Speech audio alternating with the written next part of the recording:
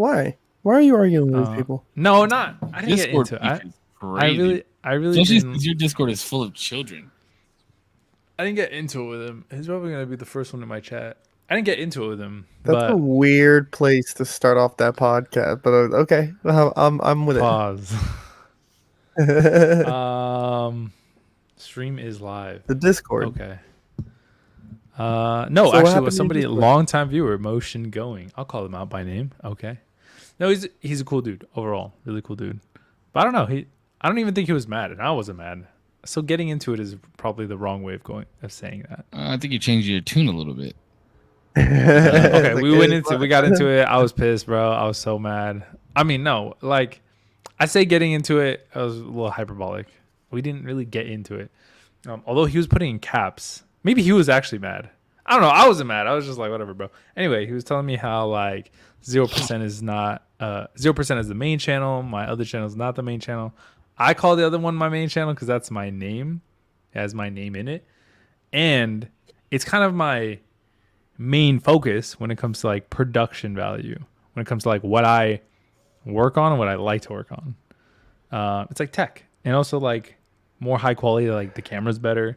I mean, I use the same camera, but like I'm planning shots, I'm planning the story, I'm planning like I buy music for that channel. I have like a storyboard ideas that I try to develop for it.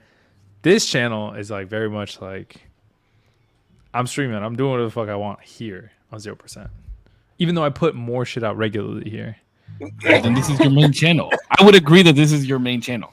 I don't think so. I mean, okay. Yo, Sylvester, what's cracking? Which one is your main bitch? The one that you regularly are with, or the one that you barely spend any time with? The one that no, the one that I've cared for and tried to develop the most. I mean, listen. I don't know. A lot of people spend time developing their side bitch, dog. I'm just saying. That's their main bitch, then? No. No, I mean, no. You can definitely go out there and shop for a dang side bitch, but so if he says the main is the main, then the main is the main. Then wait, why is that? That's I agree with Motion. Then I agree with Korpsx is on your side. Korpsx is on your side. Word, I'm on Motion's side. This is your main channel. You post more content here. You're on this way more regularly than you are your other channel. Very true. That just means that you have a certain vision for the other channel. It doesn't mean it's your main channel if you're on this one way more than the other. But that's like saying this is my main account. Like, why is it your main account? Oh, because I play on it the most. I can see where you're coming from. Motion's on your side. That doesn't. I'm on Motion's side. What do you mean? No, sorry. That doesn't make literally the way that you're explaining it makes no sense. It just means that you're putting more thought into the videos on that side. Just because you put more thoughts into wait. Let me ask you a question. Which channel has more viewers? Wait. What does that mean? But this could also be the 0%. Could also be quote unquote a spam account too, though. Yeah, because some people's main accounts on Instagram they have like four or five pictures, while their spam could have hundreds, and they play on there a lot. Check this out. Wait, fuck! I had a thought, and it just. I know. That was a dank ass point, bro. I know. I just. Not only that. I woke up this morning and decided to speak. Views. If you just want to count analytics, the other channel has more views. If you want to just talk analytics, watch time, viewership, not subscribers. It's the only metric it doesn't have on this one. So which channel has more subs? No, you just said viewership. Okay, now I'm asking you which channel has more subs. That's the only metric it doesn't outshine. Which channel has more subs? That isn't. No, that's not the. Now you're flipping. Why? No, I'm not flipping anything. I'm just asking another question. And because this one has more subs, you don't want to answer the question. It does. It has more subs. I just said no. I did answer. I said this. That's the only vertical it doesn't surpass it in. All you have to say is this one. This one has more subs. This one has more subs. So this one has more subs. Okay. Post on this one more regularly. Sure. Right. When is the last time that you posted a video on your other account? Ooh, see, now that's hard. That's a hard. All I need to know is okay. What I'll is tell the you. last date? It was probably like 2 months ago, or less than that. Probably. Okay, let's say has it been over a month? Probably. Besides the live podcast that we did last week, you've just dropped in a week's time 3 videos on this channel. Yeah, no. That you went and edited. You went and edited. Yes. You made thumbnails for each one of those videos and posted them and made titles for them, right? Yes. This is your main channel. No. That's no. what it is, dog. It's okay. No. I'm perfectly fine with being okay with that if it were true, but it's not true.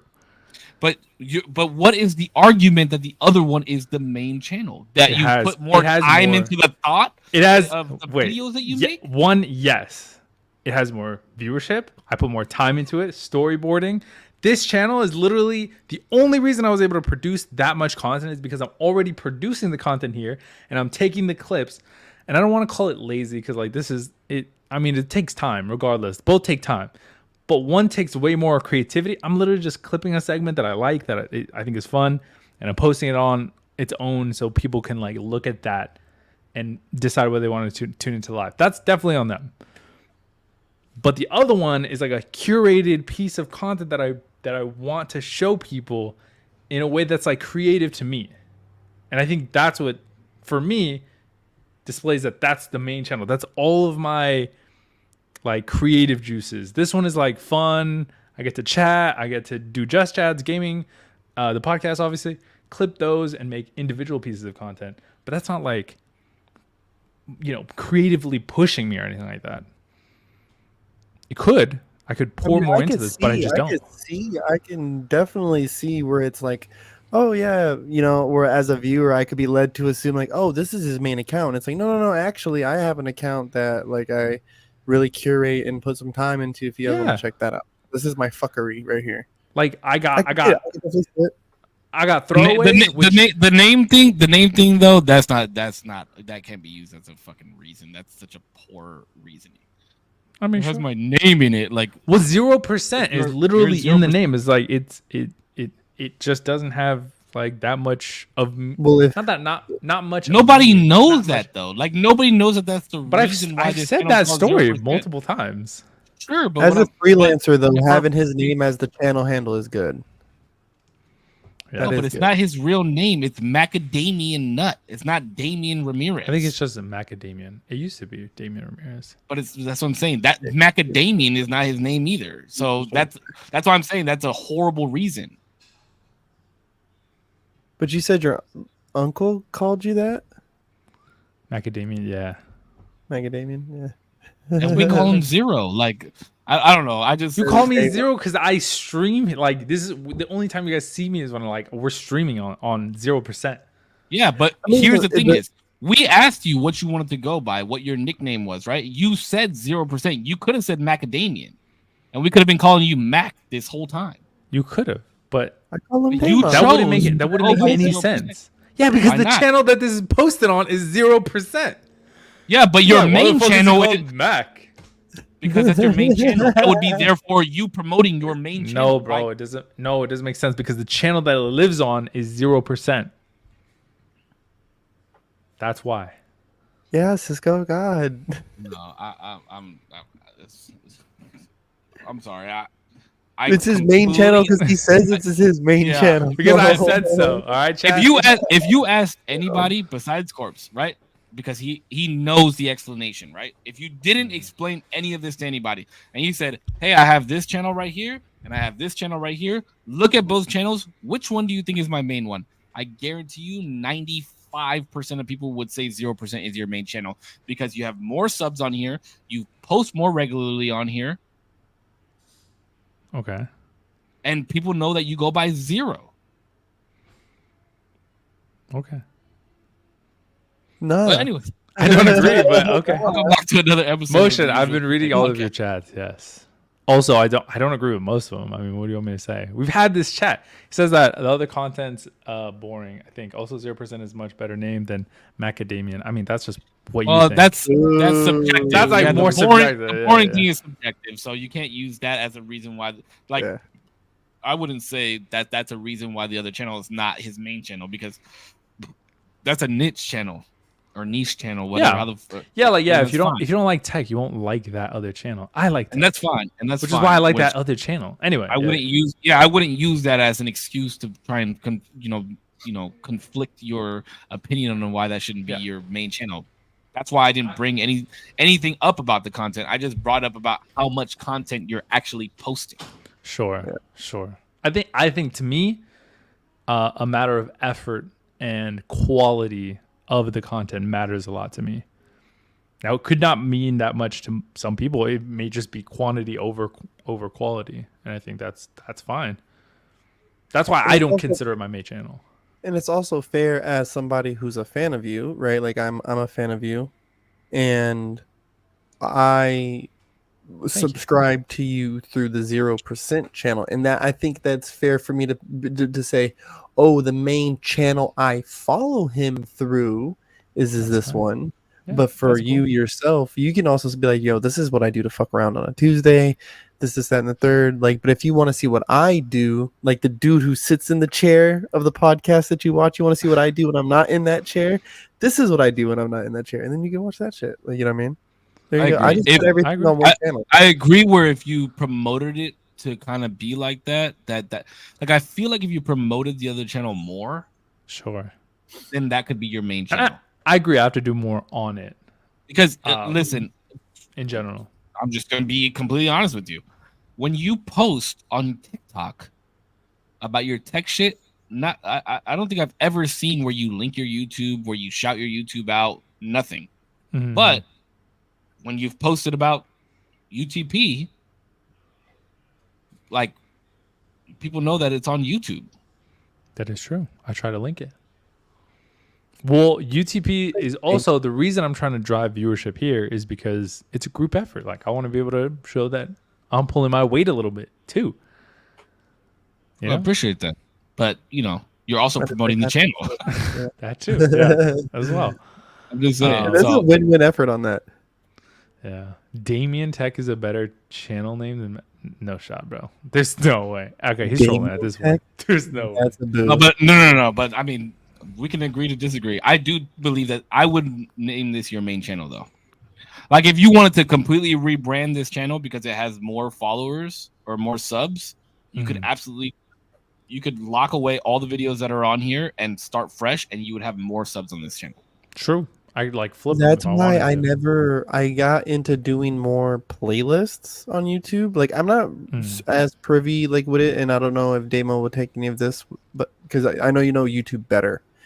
But I just decided to put everything in one place because it was like, I do like to do this, I do like to do that, I do. And why do I need to be forced to shout out another channel or potentially surpass the channel that I really like with the one that I don't really like and get to a place where maybe I rebrand it and switch it around? Or, like, I never wanted to get into that much thinking. It was just like, just put it all in one place, and if you're a fan of my dancing, you'll find those videos, and if you're a fan of the podcast, you'll find those videos. Honestly, that does make like, why not just have one channel where you do everything? I don't like that at all. I personally don't like that. Why not do? So when I watch, and this is just from like as a viewer to a content creator, I remember there was a point in time where people were doing different things on different channels. So you had the vlog channel, and this is where the vlogs were, and this is where like you can see me daily or weekly or whatever it may be. And then this is the couples channel or the prank channel, or this is the tech channel, whatever it may be. And then I saw a lot of YouTubers who would be like, you know what? Let's just like combine the two. I'm going to do both on this channel, so that way we don't have that separation. For me, I thought it like killed the channel for me. Like, I just stopped watching them kind of completely. And I don't like that I kind of don't have a place for both pieces of content. Like, I like making live stream content. Hold on, but you didn't give a reason. What's the reason? Like, why did it kill it for you? You just said it killed it for me. Because I don't like that they're mixed. I like that things have its place, basically. I know. Yeah, but what if one playlist was pranks, the other was couple, the other was vlogs? Like, That's why you have playlists. But on YouTube. It's all under one umbrella, which I just don't like. I don't follow the format of playlists. I like to see the videos kind of like laid out, and I like to be able to see like now if there's like certain things that I cover, like let's say I have a whole category of iPad stuff, then I'll have a whole like section where like, do you want to learn about iPads? This is all I have for iPads. Do you want to learn about whatever? Or like live stream. These are my like live stream fails. These are like my whatever it may be. So like I guess you would do categories, but I'm not big into playlists, if that might make sense. I don't know. I like playlists. Like when I go on to Courage's stream, I can find his fucking live videos. I can find his old Fortnite videos. I can find this game's videos. I like that shit. It makes it so much easier that I don't have to jump back and forth to different fucking channels. I could just sub to one channel and get everything that I need. Like Tim the Tap Man, right? This motherfucker, or no, like Cypher PK, dog. Motherfucker has 6 to 10 different YouTube channels. I for like fucking that. What? But a lot of the content is the same shit that he's posting on the other channels. Yeah, but I like that. Like he has his React stuff. He has his like Fortnite stuff. I don't know what other channels he has, but like, I never see that content. I don't care about that content. You know what I mean? See, there is a thing where I understand. It's one less click. You know what I mean? Like it's one less click. It's one less millisecond of an eyeball movement, and it is really good when you get into like profile curation, right? You know what I mean? Like you don't want the user to click on anything else. Don't let them get lost, right? They have the scent. They found the little, oh, he does these kind of videos. Oh shit! And the moment he hits the thing, you want it to be the thing, right? Where I have the things, like there's things. Yeah. Like, oh shit, I didn't know that this fool did this too. Like, let me watch these videos. So you know to me, but it's on a completely different channel now. Now I gotta go over here and delve into this shit. You know what I mean? To me though, it's the opposite of like, oh, I found this video. I really fuck with this video, and it's a tech video or it's a live stream video, whatever it may be. Let me go out to his channel. Oh, this whole channel is dedicated to shit I already like. Let me just go delve myself deeper, and I have a fucking plethora because the whole page is filled with it. Versus, oh, like he does some live streams sometimes, but then he also does tech sometimes. And like, when is each thing happening? And like, how can I, like, I don't know. To me, I feel like it just clutters and overstimulates people. Where separate channels, hey, if you like live streams, I have a live stream channel. You can check it out. We are in a time era of overstimulation. But no. But it could still work against you. It's counterproductive at times. Sure, it can be, but I'm telling you, the majority, like Korpsx just said, like a one-shop stop. I like to know that if I need to know who the fuck I'm fucking with. Oh, you do tech? Oh shit, you do a podcast too? Let me look at this fool's podcast. Oh, you play a little gaming too? Okay, bet. Everybody likes fucking gaming. Let me sub to this fool. He does a lot of shit. He's well-rounded. Like, I'm not saying that only tech. I think we're getting away from the original, source of this conversation. This is your main channel. Like, whether you like it or not, this is your main channel. People may think that it is your main channel. It's fine, bro. You do live streams. You do gaming live streams. You do just talking live streams. You do reactions. You post videos more than once a week. I don't post videos. I just post clips of the stream that people might have missed to gain more traction. But, sure, on but the I didn't channel like curate my live streaming audience. They would love this video. It's just like, if you weren't there, this is like your little glimpse into the stream. Catch it next time. Or this is a moment that I really liked. It was super wholesome. Whatever. That is basically That is basically an advertisement, right? Sure. And what is an advertisement meant to do? I mean, I don't know. Just get your name out there. Sure, but no, it's supposed to drive more. Yes, traffic. I'm not saying that. I'm not promoting the channel by doing that. So why not promote your main channel then?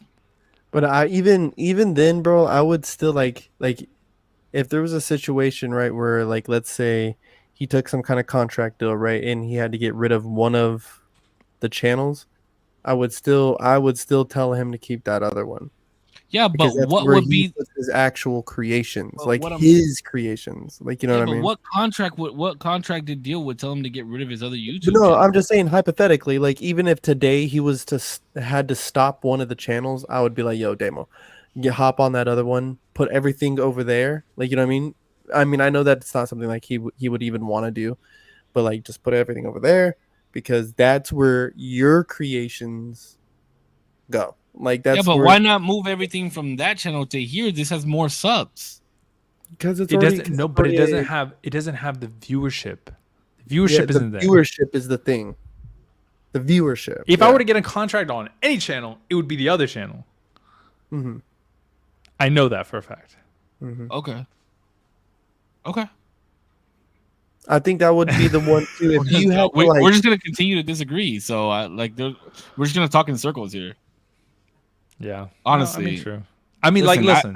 I understand why you would believe that the other channel is your main channel, or why you want the other channel to be your main channel. So, But based off of actions, based off of the way everything is coming out, and the way you work with this channel as opposed to the other channel, this is your main channel. I understand that you put more effort into the videos that you make on that channel, but to me, that doesn't make that your main channel. Because you're still putting effort into this channel. You're still putting effort into promoting this channel. If anything, you put more effort into promoting this channel than you promote the other channel. That's why I would say that this is your main channel. You have more subs on this channel. You post videos way more often on this channel. Production to me doesn't mean main. okay, but then are you saying that subscriptions are? No, I'm saying subscriptions help. Because that means that whatever you're doing to drive traffic to your would you your have channel, rather have no? Because I don't see it that way. Because would you rather have more watch hours or more subscribers? True. Because I'd rather have 5,000 watch hours with 2 subscribers than have 5,000 subscribers with 1 watch hour. Yo, those 2 subscribers are working fucking overtime. That's their They're full-time going job watching nuts. that shit. okay, hold on. But you're talking about analytics as a channel as a whole, right?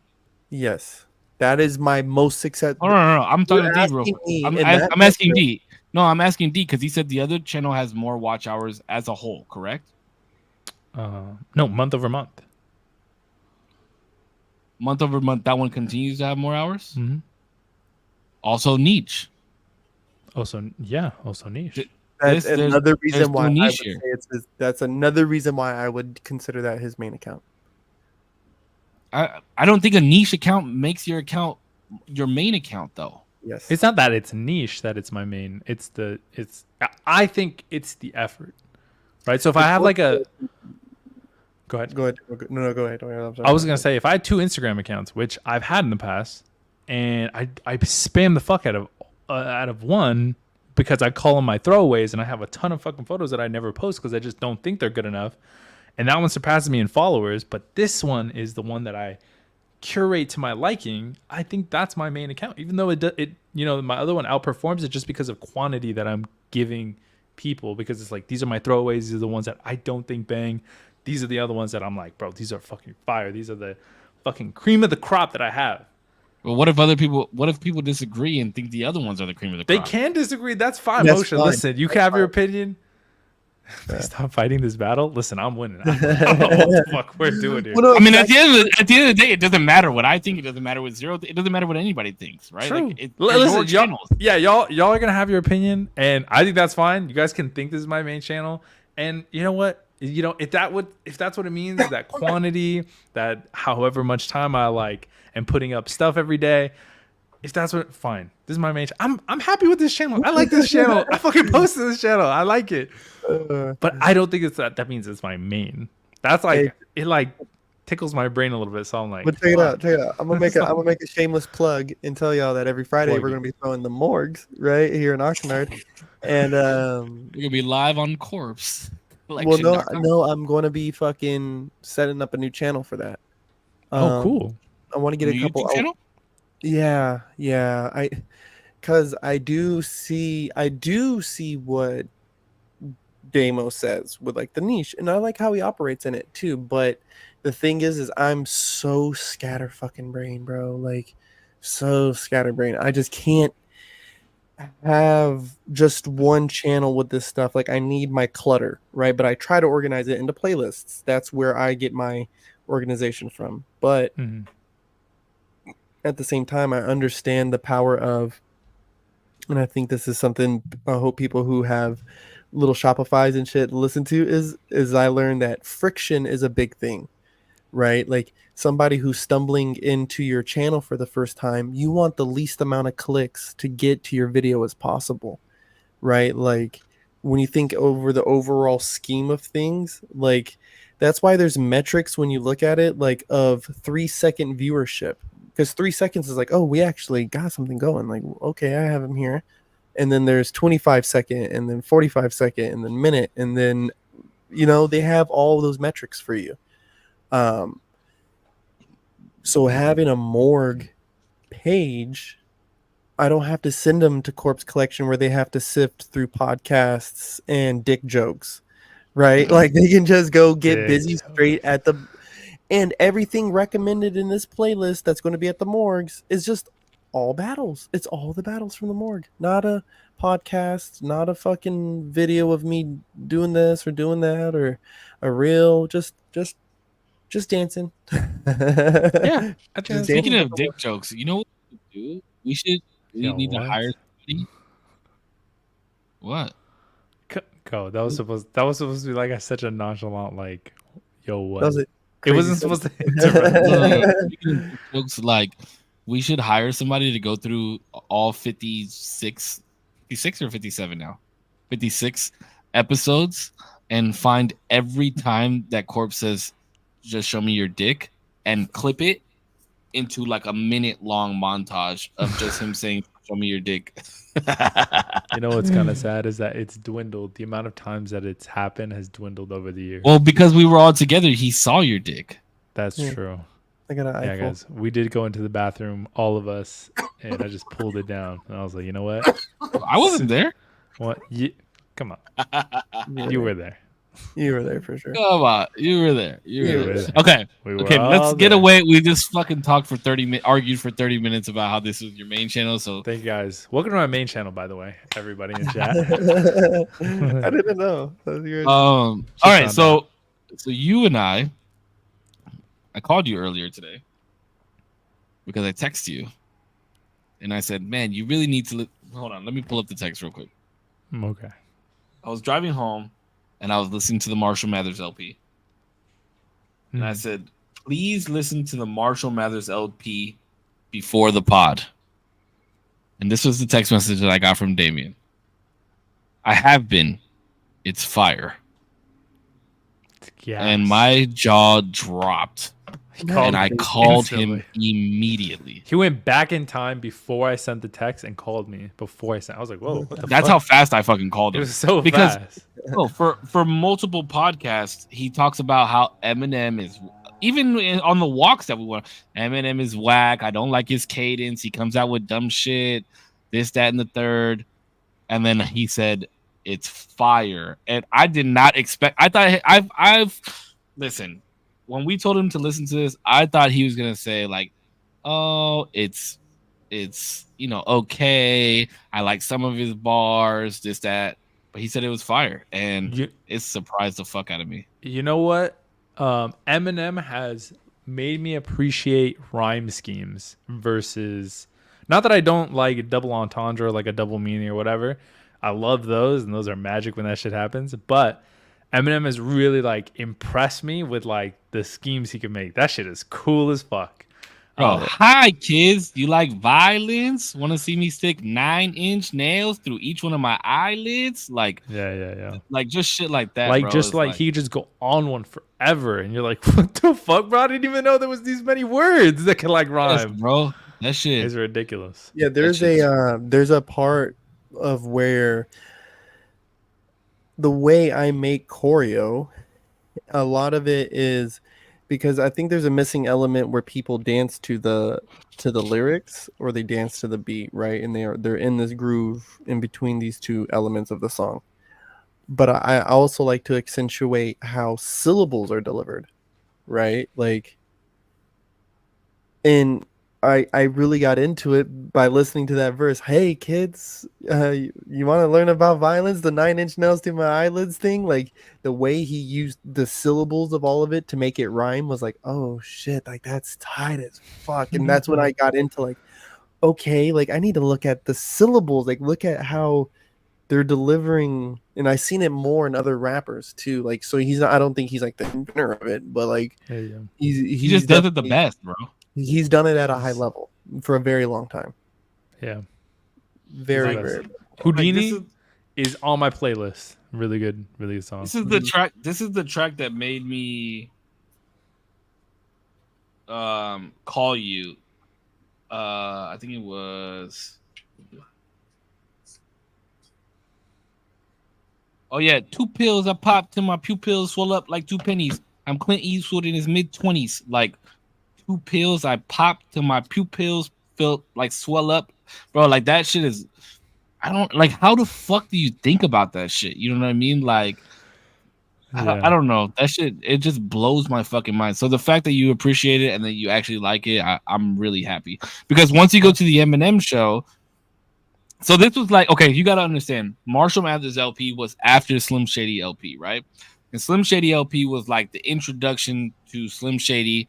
Basically the album is about why he is the way that he is.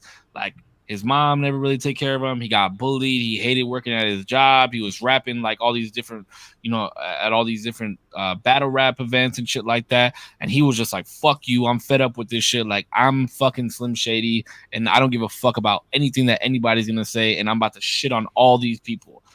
And I'm going to fucking have fun while I do it. And it's going to be the biggest shock value. And you guys are going to fucking love this shit. And then the world fucking blew up. Like the world went insane, bro. All these like people started protesting against him and suing him and saying like, like all these shootings at these schools are your fault and this and that, blah, blah, blah, blah. So then he came out with Marshall Mathers LP. And a lot of those songs are like, well, what the fuck? Like, how much, he says, how much violence or how much damage can you do with a pen? Right? Like, if, what does he say?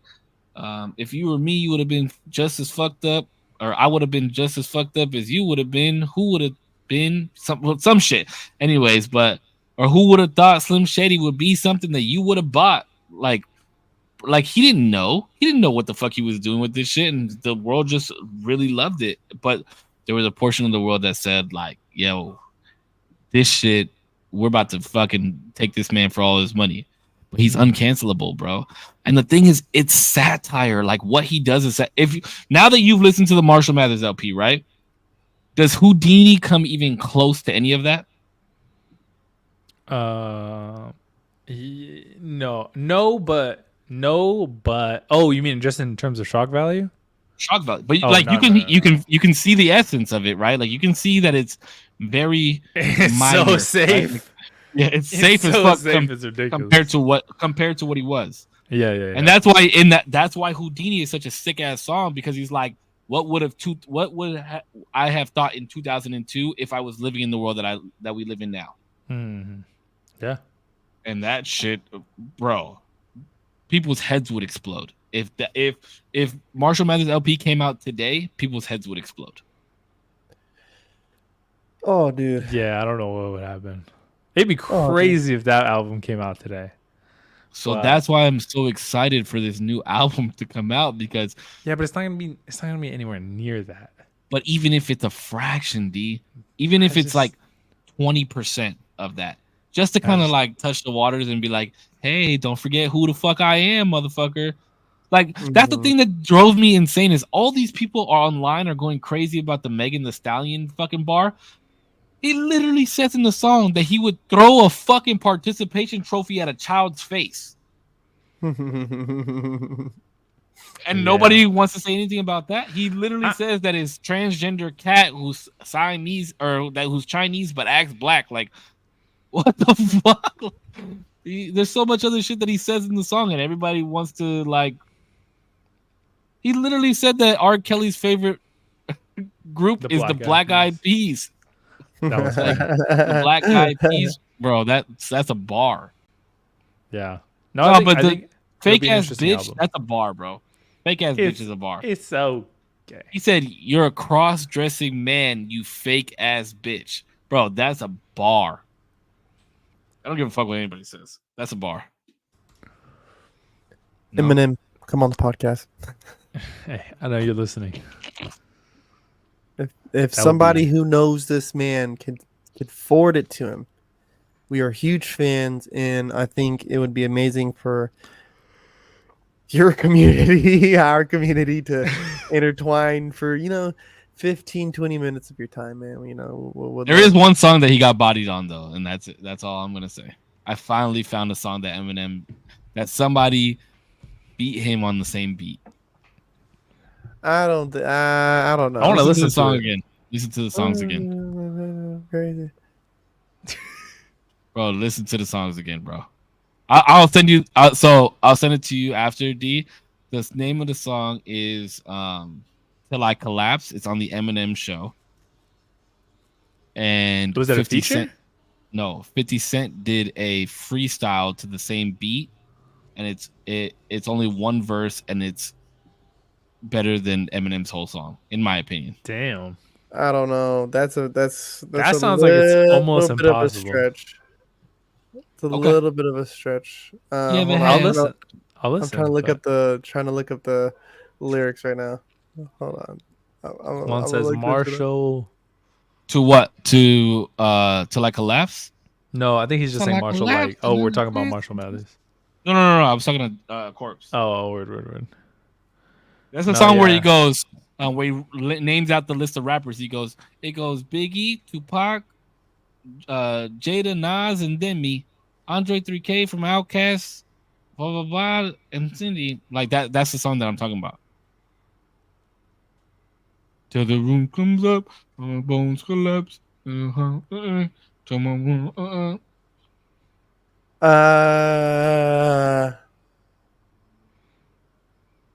I'm telling you, just listen to the songs again, dog. I write my life, you write what you see in Gangsta Movie. I'm gangsta to the core. You can't move me. Right after that, it's kind of, but it's good. No, it is fire. You need at least an Uzi to move me, bro. That shit is fire. It's good. I'm not saying. I write my life. You write what you see in gangster movies, bro. That bar alone, I write about my life, and you write what you see in gangster movies, bro. That bar is crazy. Yes. That's wonderful. Okay. Anyways, it's astounding. I digress. Well, overall, I'm at least not an Eminem hater. I don't know if I could say I'm a fan. Are you slowly becoming a fan though? I like his music. I think it's cool. Yeah. Do you think that it's? I don't know. I want you to listen to the Eminem show, and then I want you to tell me which album you think was better between Marshall Mathers LP and Eminem show. Okay. I'm surprised Sam's not in here. Sam was in here earlier. Oh, this motherfucker's yawn. It's only 8:45. Bro, are you bored? No, I had a horrible sleep last night. Plus, I got up at like 4:45. I'm sorry. I shouldn't complain. Listen, we all wake up early. Okay. This man literally rolls out of bed and walks to his computer desk. Stop. Yeah, bro. Yeah. Oh yeah. I got to get up so early for work. Life's hard. Go where? Yeah. 3 feet from the place also, you were just saying. I walked a lot today. Did you run? I did not run. Ooh. I did walk. Caught you slipping. Walked a good 3 miles.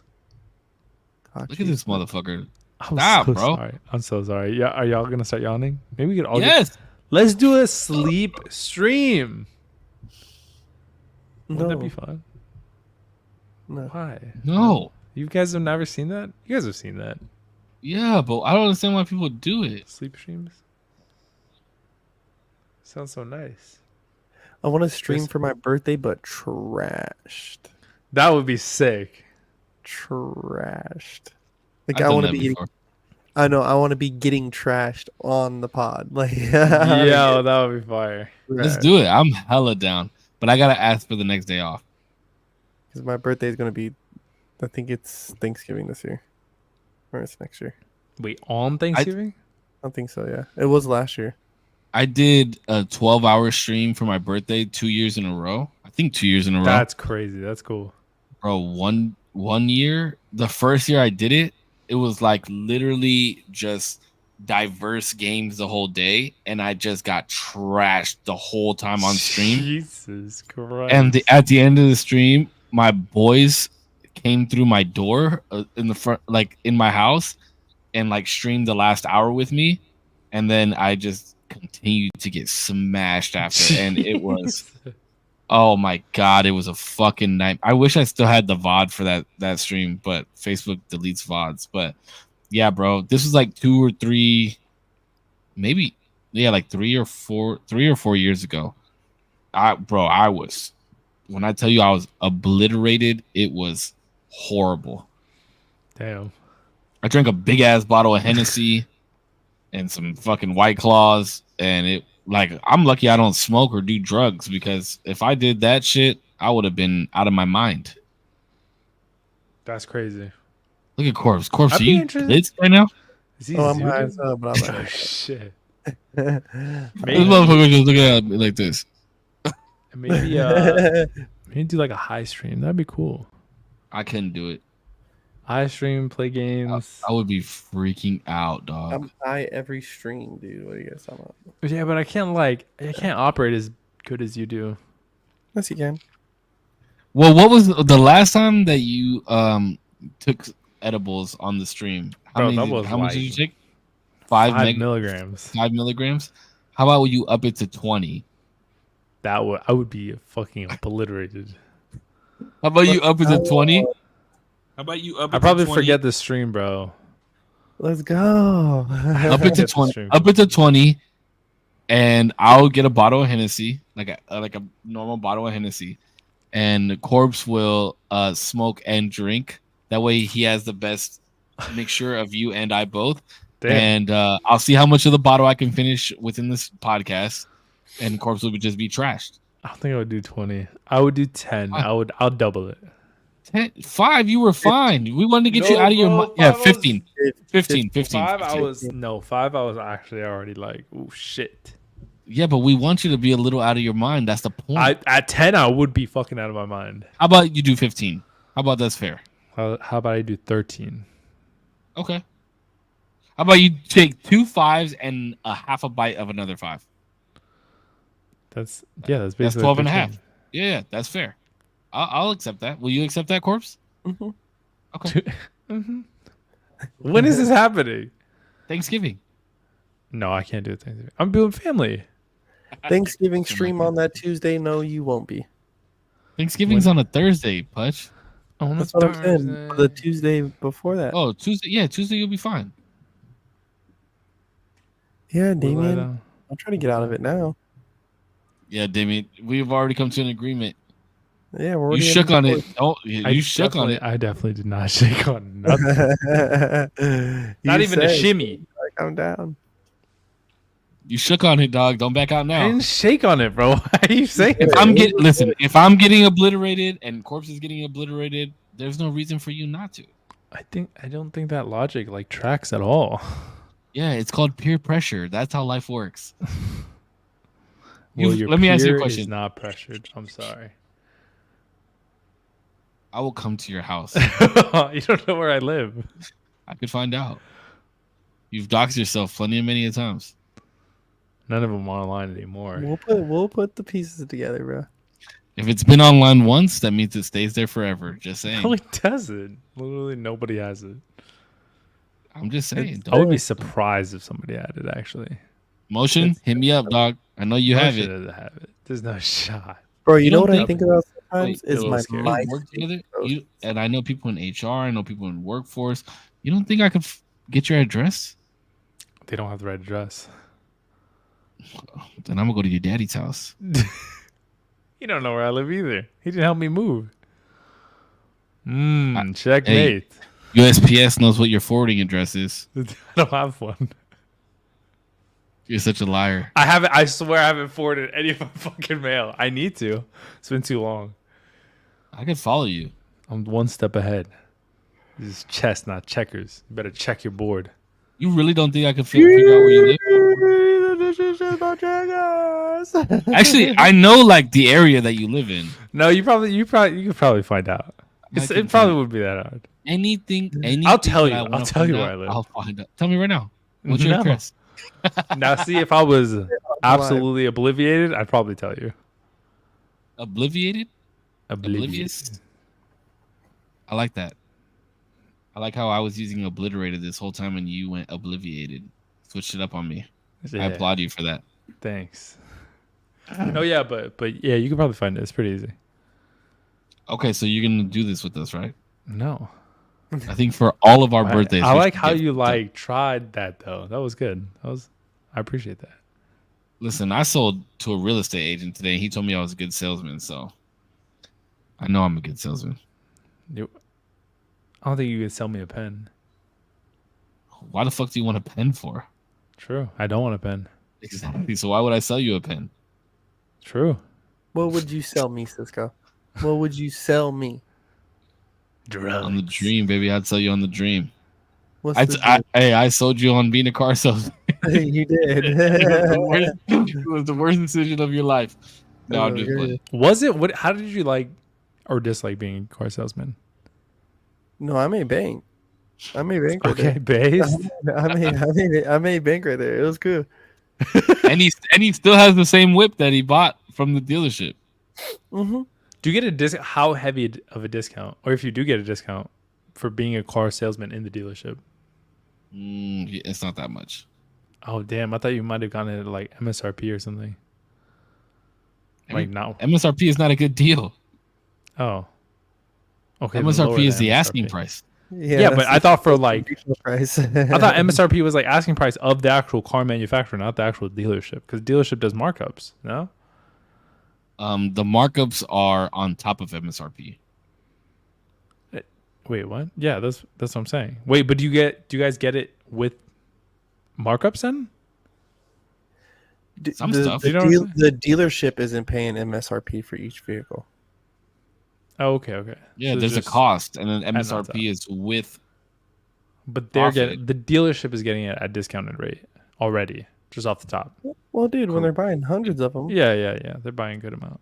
Yeah, because you have to understand that the bank. So when you have a dealership, the bank charges you for each car that you have on the lot. Like, what do you mean? Like per month, or what do you mean? Yeah, and then you have to pay insurance on each one of those cars and all types of shit.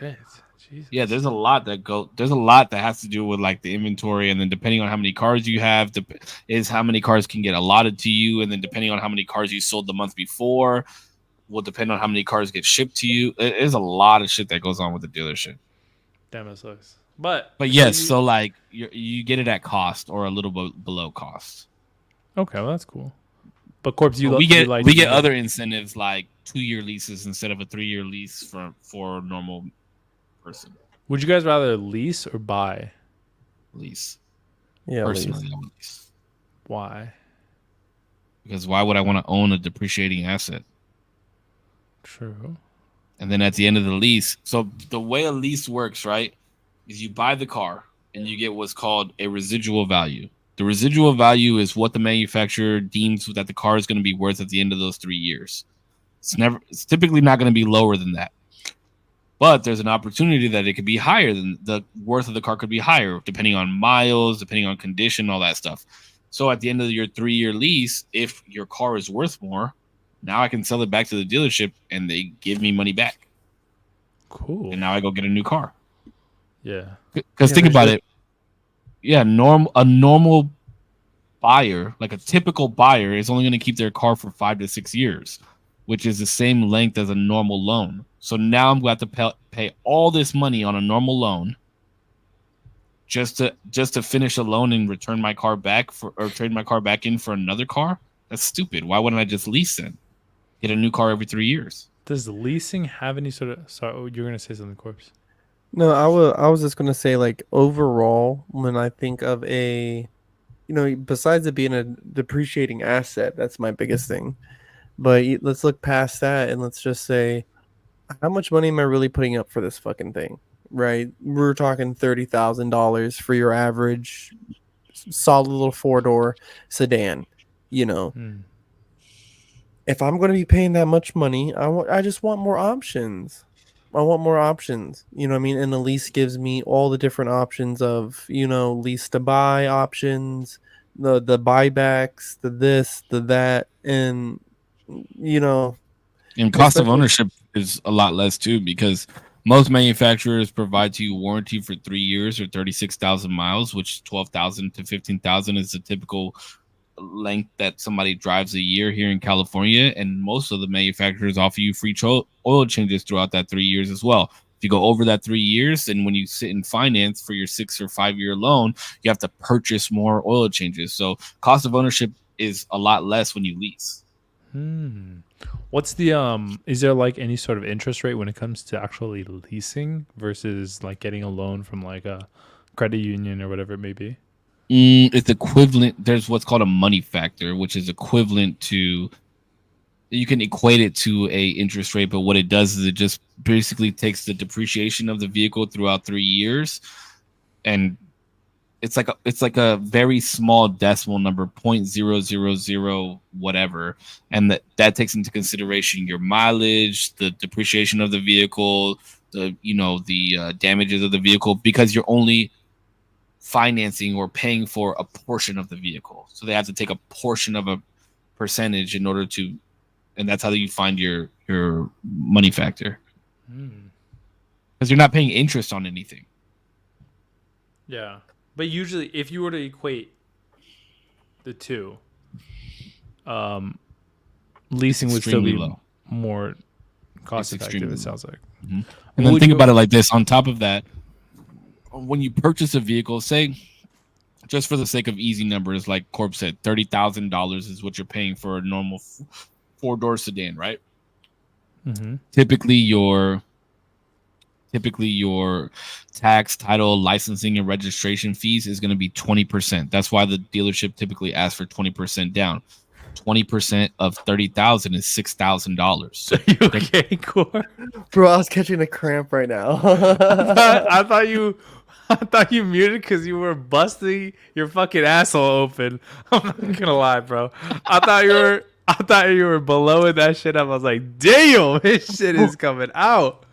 Boy. My bad. Oh my god. You alright? I was catching a cramp in my leg. Oh my god. I saw him go mute and I saw his face. I'm like, damn, bro, he's ripping his chair up. Oh my god. So 20% of $30,000 is $6,000. So that's how much typically you want to put down on your loan for your tax, title, licensing, and registration fees, because you don't want to roll those taxes and shit over into your loan. But if you put $0 down, now you're paying $36,000 for a car instead of $30,000, right? So now you're financing taxes, you're financing licensing fees, you're financing registration fees. Whereas on a lease, you pay tax on your monthly payment instead of the full amount of the vehicle. So you wind up paying less in taxes as well. Because you're not paying 20% of 30,000. You're paying a percentage of your car payment month to month. That's why when you look up the lease, like when you see leasing advertisements and shit, it says blah blah blah blah blah down, which is your registration fees and shit like that, typically to get you to that number. But if anybody's gonna lease, why the fuck would you put money down on a lease where you're gonna turn it back in anyways and get more money back or get another car? Stupid. Don't ever put money down on a lease. It's the most stupid thing you could possibly do. All you're doing is lowering your monthly payment. That's it. Dude, I could talk about this for hours. Can we change the No, it's interesting. It's interesting to me. I think that's why I asked about it. Yeah, bro. You got to remember, I used to do this. Was my fucking living. Bread and butter, baby. That's cool. I could do it all day, every day. But aside from the money, okay, let's say money's not involved. Let's say you were getting paid minimum wage. How did you like the job itself? Fuck no. Nobody likes that job. The only reason you do it is because you're getting paid. Yeah. That's nobody wants to. No, who wants to sit at their job for 10 to 12 hours a day, walking around like putting up balloons and putting up sale signs and fucking chasing customers and shit? Nobody wants to do that shit, bro. I'm gonna check my internet really quick because y'all. I mean, I liked it though. I genuinely liked it, but that's just because I like negotiating. Absolutely. You like arguing? No, I like negotiating. I don't argue. Arguing. I don't argue. I don't argue. I negotiate. About to back these people down into a car deal, dog. Hell you definitely argue. You love to argue. Grind. We argue. I like to. We don't argue. I don't think we argue. I think we negotiate and debate. We debate. Okay, we're master debaters, bro. But yeah, fucking backing people up. My favorite line, if I'm down with somebody trying to make a deal.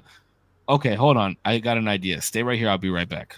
Bro, I'll say I got an idea 4 different fucking times before you leave or before you buy the car. I have an idea. Or if I can do that, will you make the deal today? And if they say no, then I'll be like, well, then I'm not even going to try. Why would I try if you're not going to make a deal today? What do I have to do to earn your business today? How has this job that you have now compared to car dealerships? Like, what are the biggest things that you think work or don't work? Who are you talking to? You. Save. Me? Oh. Yeah. I don't really try and sell people on anything. Why? I pitch, and if they say, "Oh, I'm not interested in that," I'll maybe be like, "Oh, why not? You don't like to save money, or what makes you say that? You just don't have time today?" And if they just like money, they're like, "Oh, I'm still on my parents' plan." Okay, let's finish this up. Like, I don't try and sell anything. But if it was a car business and somebody was like, "Oh, I'm on my parents' insurance." "Oh, how much are you paying on your parents' insurance?" "Oh, who do your parents have for insurance?" "Oh, I've got a broker that I could probably get them a better deal on right now. Can you call your mom up and see what she pays?" Oh, but matter of fact, let's get mom down here and let her see how you look in this new car that you're gonna take home today. But that's because that's a multiple of like. So at this job, you're getting like $1, just to keep it simple, and at car dealerships, you're getting like 10, 20, $30, whatever it may be. See, I could understand. And it's face to face. Because the way I look at it is, once I get you in that dealership, you are not leaving. You're not leaving until you leave with the car. I'm on the phone. You could easily just, I'm not interested. Boop. Okay. On to the next one. I deal with 20 people a day. Minimum. 20 people a day. Okay. Somebody's going to buy something from me. So what I've learned in this job that I'm in now, you just got to be personable. Just be who I am. Hey, I'm going to give you service that nobody else is going to give you, and that's why you should buy something from me. Not because I'm selling something, but just because you're getting a different experience. Yeah. Like I had a lady on the phone today bring over 4 lines because she said that this was the most fun she's ever had dealing with somebody in customer service. And the call was almost an hour and 30 minutes. And then I sold 2 lines to a real estate agent who told me I was a good salesperson. He went from wanting to wait till next month because he just paid his Verizon bill yesterday to having to talk to his wife to fuck it, let's do it right now. Because once I smell that you're somewhat interested, then I'm gonna go in for the kill. You know what I mean? But people that come into a dealership are always interested. You didn't just come here to waste time. So what do we got to do to make the deal today? That's why I miss face-to-face sales, bro. Because there's no way you're lying to me in front of my face. You can't tell me you got something else to do because you're here. You had time for a test drive. You had time to come inside and have me offer you water and coffee. You had time to give me your name and your driver's license to make a copy of it. You had time to tell me how much you were willing to pay. So let's make a fucking deal. You don't have anywhere to be. Fucking lie to me. Push, what? In your job currently, you for the most part do solar panels, right? Mm-hmm. What is are there like sales elements here? Or are you going like door to door, or is it just there's sales? I don't do sales though. I'm in install operations. Oh yeah, so I was asking like, you don't worry about sales. That's not your thing. You're just doing installations for the most part.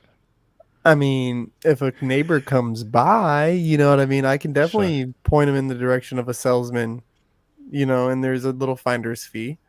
So That's cool. I've definitely learned like bro, if I was a salesman for Sunrun, I'd make a lot of money. No, Putch is a good salesman, bro. You know why? Because he's very fucking personable, and he cares. He cares a lot, and people. That's can why I didn't sense like that the car business. And you know what's funny is I was actually just talking about this the other day, and I'm actually doing another podcast on Thursday, with a buddy that I actually worked at my first ever dealership, long ass fucking time ago, and I thought about it, and I was like, I don't know who I was having a conversation with, but yeah, like my first 2.5, 3 years in the car business, I was the shadiest, fucking nastiest, grimy. I would do anything for a car deal, bro. And then I realized, like, bro, I was slamming old ladies into fucking cars that they didn't need to be in with all this extra shit that they didn't fucking need. And it finally like caught up to me, and I felt really guilty about it and really bad. Like, because we would be like, who the fuck cares? That lady's going to die before she finishes paying off her car anyways. It's just going to go to, you know what I mean? It's just going to go to collections. But then I thought about it. It's like, damn, but then her children have to worry about paying this debt off. And then, you know what I mean? Like, and what if they don't have the money? And I did that. So I started selling very honestly and very caring and very transparent. And my finance director, when I came back home to San Diego at Volkswagen, she hated it, bro, because I would argue with her all the time. Like, why the fuck? She was like, you need to get your low jack sales up. Like, you need to get your car theft sales up. And I'm like, what? Like, why would I sell that? It doesn't make any fucking sense for me to sell that. The fucking car already comes with an alarm on it. You know what I mean? Like, why would I sell them another alarm on top of the manufacturer's alarm? Well, we sell this, so you need to get it up. And I'm like, I'm not selling. I can't sell something I don't believe in. You know what I mean? Tire and wheel protection, I believe in. Paint protection, I don't really fucking believe in it. Makes me a little bit of money. I can see if some people need it. Like if you got a red car or yellow car, sure, I'm gonna sell it to you. But Gap, 100% agreeing. Extended warranty, 150% agreeing. Plus, those are my big ticket items. You know what I mean? There'd be times somebody would leave my office and I made $1,500 on the deal. Yeah, I believe in those things.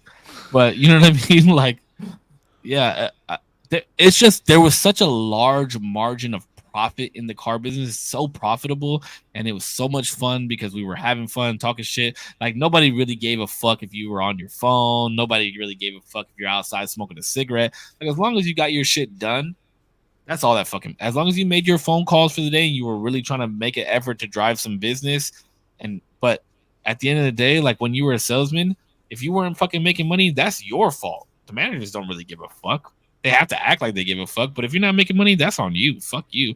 That's why these other sales jobs drive me nuts. Like if I miss a day off of work, why the fuck should I get reprimanded? I'm the one missing out on my pay. I'm the one missing out on my commission. Now, if it's habitually and I'm missing like 2-3 days off of work in a week, sure, I get it. If I miss 2 days in a month though, like I'm the one who has to feel that on my paycheck, right? I agree. Well, because especially with the call centers, there's a metric for how many calls hit what call centers. You know what I mean? And that's how the managers in them catch their bonuses. By how the overall group. Oh, you're snoring. You're fucking yawning, bro. I just got done with that, bro. I didn't even realize it. It didn't even hit me. Am I boring you? Am I boring? No. Am I bombing right now, guys? Is that what's happening? No, I'm standing O, bro. I'm standing ovation. I didn't even notice. I didn't even notice. I apologize. That's crazy. I apologize. Nah, but that's. I mean, that is kind of why. And in the car dealership, it's kind of like people are going to pull up regardless. You know, they have their own desk. They're going to pull up, bro, because they got their own appointments. They got their own shit going on, bro. And this one car deal can make up for 2 weeks of me not being here, bro. Like that's cool. Yeah, it could. No, like sales jobs like that, I think are interesting. I don't know if. And I don't think I've said this on the podcast official, and it like doesn't really matter to the podcast or anything, but I told Cisco a while back that I'm kind of wanting to train for more like an IT job, just because I just don't like sales like that, bro. Like I don't care enough to like, you don't want to buy the thing, like don't buy the thing. I really don't give a fuck, bro. Like, is it gonna make my check a little fatter? Yeah, but I don't care.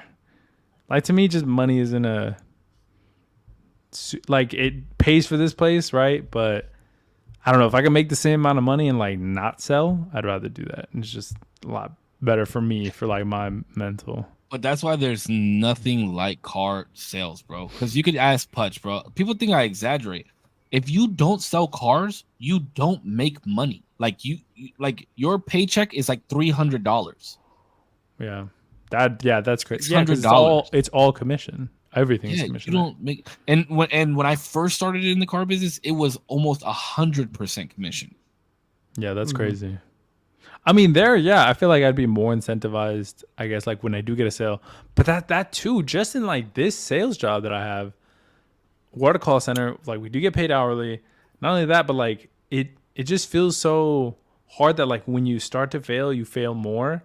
And then that just gets in your head more. And it's just such a spiral. I can't imagine if that shit was all commission, how fucking like people do it all the time. People spiral all the time. And you know what, bro? People will pull you aside and they'll tell you, because this is what happens, bro.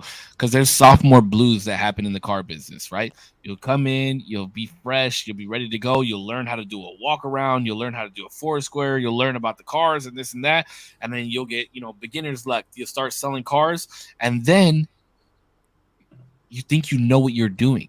So you start taking shortcuts and you start going this way and you start doing, you start straying away from the shit that you used to do. And then now you're not selling cars anymore. And that's why you always got to get back to the basics. And somebody in the car business will always tell you, just get back to the basics.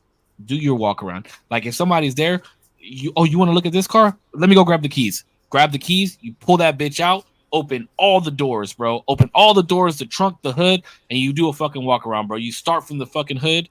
You say, hey, this is a whatchamacallit engine, this, that, the other, cooling system, this, that, and the other. Feel how heavy the hood is. Close the hood. You make the fucking customer close the hood. Then you go over to the passenger side. Look at the passenger side. This is your old lady. This is where she's going to be sitting. Hey, how about you hop in the car, see how much space there is, see if the air conditioner is going to hit you the right way. Great. Come back here. Close that door. See how solid it is. Boom. They close the door. This is a back seat. You guys got kids? No? Plan on having kids? Great. Look how big this back seat is. You're going to be able to sit a car seat back here. Your family wants to go for a ride. 3 people can sit back there comfortably. Close that shit. Get to the trunk. Look at all this trunk. Baby stroller in the trunk. What do you guys like? You want to go grab some Modelos? You can put them back here. Blah, blah, blah, blah, blah. Feel how this trunk closes. And then look how easy the latch is to close it back up. Close it back down. Oh, you know what? You guys already looked at the passenger seat on the other side. Close this door for me real fast. Hey, now you go hop in the driver's seat real quick. Hey, just reminiscing. Like, adjust to see how you want to adjust it. Can you see? Can you look at the mirrors real quick? I'm going to close this door. Roll the window down for me. Look how easy it is. Okay, hey, sweetheart, get in the passenger seat real quick so I can take a picture of how you guys look in your new car. Great. Okay, hey, let me go grab a dealer's plate real quick. We're going to go take a test drive in this car. I'm going to hop in the back seat. You guys get comfortable. Now we're going on a fucking test drive. You know what I mean? Like that's what I miss about sales. That's what I miss about sales. Now I have direction. Now I'm controlling this. Hey, let's look, fix the rear mirror. Now you're taking ownership by doing all this shit. Now I'm like, hey, put a good station on when I get back. I want to listen to some good music like you guys like to listen to. Get in the back seat. Okay, hey, you guys take it out on the freeway and then you guys can go however far you want back, you know what I mean? Like now this person's driving the car. They're like, oh yeah, look how I look at my car, sweetheart. Ooh. That's what I miss about sales. Did you ever have a crazy person be like you out in the car and you're like, oh shit, like this guy's fucked, like not drugs or like drunk or anything like that, but and if you did have that story, I'd love to hear that too. But okay, here's my but just like crazy, like fuck, this guy does not know how to fucking drive. I've got 2 real fast. I had this guy that came in when I worked at Volkswagen. Both of these stories are from Volkswagen. Had this guy that came in to buy a GTI manual transmission. He didn't know how to drive stick. Oh Jesus! So we let him like cruise around the parking lot in the dealership for a minute. He bought the car. He came back a week later because he burnt out his clutch. Idiot. He didn't know how to drive stick, but he wanted a fucking stick sports car. So we had this other girl. Her name was Rita Mansour. I'll never forget her because everybody fucking dox her. I don't give a fuck. She's in the newspaper. Her ex-boyfriend tried to poison her. It's a crazy ass story. Jesus Christ. So she would come into the Volkswagen dealership, and there was a red convertible Beetle, and we didn't realize it at first, but she would come in like once or twice a month to test drive this thing, and she kept telling everybody that she was waiting for a settlement check to buy the car in cash. So people would go on test drives with her. Bro, it could be the gloomiest fucking day out, right? And once us salespeople started noticing that she would continue to come in, as soon as we saw her pull up on the lot, people would fucking jet inside so that they didn't have to get her. So we would make the new people go out on test drives with her. One day, it was busy as fuck, bro. And guess who the only salesman available was to go out on a fucking test drive with her? The new guy. No, me. No, I'm just fucking with you. Yeah. So I pull the fucking red Beetle convertible out. She's with her friend. I have to sit in the back seat of this fucking Beetle. She's like, "Can I put the top down?" Yeah, go ahead. You can put the top down. At that point, it's like you're a sales guy, like voice. You're like, yeah, listen. Yeah, go ahead. You can put the top down. I knew this wasn't a sale. I'm wasting my time at this point. That's what I'm saying. Like, is your sales voice even off? You're like, no, like whatever, bro. No, like, yeah, go ahead. You can put. I mean, I'm still being nice, right? Yeah, go ahead. You can put this. You can put the top down. Yeah, it's not like whatever, but like you're not like, yeah, of course, yeah. No. Put that shit, like, feel that shit in your hair. How do you spell that last name? Okay, look her up. Rita space Mansour, and then put El Cajon at the end. EL space CAJON, and article should pop up like that. Her ex-husband or ex-boyfriend tried. She had money, bro. She had fucking money, but like something, it'll pop up like she was in court or some shit. Anyways, back to the story. So we're cruising down the street, and she's like, "Can I take it on the freeway?" And I'm like, "Yeah, go ahead." So as we're going to the freeway, bro, I shit you not, I swear to fucking God on my life, he pulls out a fucking Britney Spears album CD. Oh, and puts it into the vinyl. She puts it into the fucking CD player of the car, and now she cranks that shit up, and I'm cruising down the fucking freeway in El Cajon with the top down in a red convertible Beetle, gloomy as fuck, bumping Britney Spears. Hell yeah. Sounds like a dream. It was a fucking nightmare. Meanwhile, woman gets jail. Should I read this? Should I read this? Fuck it. Yeah, why not? Woman gets. You don't know the bitch. I mean, it's on the internet. Like, you know what I mean? Woman gets jail, probation for fatally striking pedestrian in El Cajon. A woman who struck and killed a pedestrian on an El Cajon roadway was sentenced this week to 1 year in county jail and placed on probation for a term of 2 years. Was it her? Rita Hatham Mansour, 21, pleaded guilty in oh my god, killer manslaughter for striking Cisco. Rudy You could have been a 25. When was that? When was that article written? It's 2 days March after the test drive. 2021. Oh no, that's not her. That's not her. She was 21 in 2021. That doesn't make any sense. I don't know. Oh, I guess that makes sense. Maybe it's something. Damn, that would have been crazy. Sold the car like fucking 13 years ago. Okay. Well, maybe she's still out there test driving cars. That almost put me in tears, bro. Like, imagine red Beetle convertible. That would have been crazy. Hold on, deadly Mansour or Mansour. Look up Rita Mansour, El Cajon, like poisoned or poisoning or some shit like that. Rita, I spelled it Rita Mansour. Yeah, and then look up El Cajon and then like poison or poisoning or some shit like that. Let me see if I can pull it up.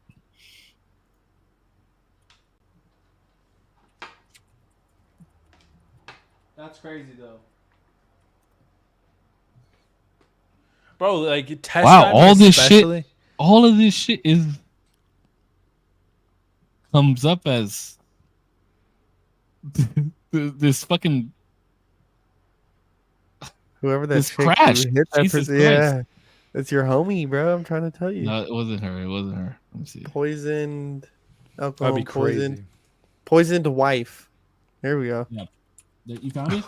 But Oh yeah, murder for hire plot. Hire plot. It's like guilty. Hold on. Let's do. Yeah, that's the one. That's the one. Rita for alcohol mother June Pickard, 57, and her son Francis Nobel, 32, pled guilty to attempted murder charges in court Thursday. The two were accused of taking part in a murder for hire plot and hiring a hitman to kill Noble's wife back in January. In March, prosecutors and the mother and son team hated Noble's wife of 3 years, Rita Mansour, and planned to have her killed by one of Noble's friends. Read how much they fucking offered to have her killed. Keep going. Pickard and Noble allegedly met with friend Chris Bragg in a Walmart parking lot in El Cajon and offered him a $1,000 down payment and additional future payments if he would have Mansour killed. At that time, Pickard allegedly gave Bragg money, personal information about Mansour, and photographs of their target. Jesus. Bro, that's crazy. That's straight out of a fucking movie. Have you ever seen that one clip? There's one clip of like, oh shit, what? I don't even know what this show is really. But basically, camera crew like set up this whole thing where the wife tried to hire a hitman for her husband, and the plan was she was gonna go out and be like, "Oh, run." No, I think she was going to like the store or something, or she was with somebody. I forgot exactly how, but they got video footage of her being with like the undercover cop. Yeah, the undercover cop who's trying to be a hitman or like supposedly a hitman, and she was like, "Oh yeah, like." Make it look like an accident. I'm gonna come in and like. I love that fucking video, dog. Bro, she comes and she has like a blue top. Yeah, and she starts crying. Oh my god. Bro, and then she's at the police I was gonna say the interrogation room. Yeah, the interrogation room, and then he pops up and she's like, "You're not dead." That shit tripped me out, bro. That shit's imagine so walking funny. into your wife who got a fucking hit on you, and you're like, bitch, what the fuck, dog? Like we got in a couple arguments, but I didn't think you were gonna kill me. Yeah, bro. What's wrong with you? That was crazy. That was crazy. There's a lot that are like that, bro. It's fucking wild. That shit's wild. Damn, what if you found out that somebody put out a hit on you, bro? And it was my wife? Bro, she sleeps next to me. There was another one like this. There was this dude in the military, and he started noticing like something different with his coffee. Oh, so military man poisoned by coffee, his wife. Yeah, bro. And she started putting bleach in the coffee maker every night, and he caught it on camera, bro, multiple fucking times. She would put bleach in the coffee so that because he would wake up in the morning and make his coffee. So she was trying to fucking poison him with bleach, bro. That's crazy. Arizona woman arrested accused of poisoning Air Force husband's coffee. Melody Felicano Johnson, 39, was indicted by a grand jury last month. This was published. This was posted August 8th of 2023. Yeah, so this was bro. Recent. That shit was. I just saw that shit recently, bro. That is government property.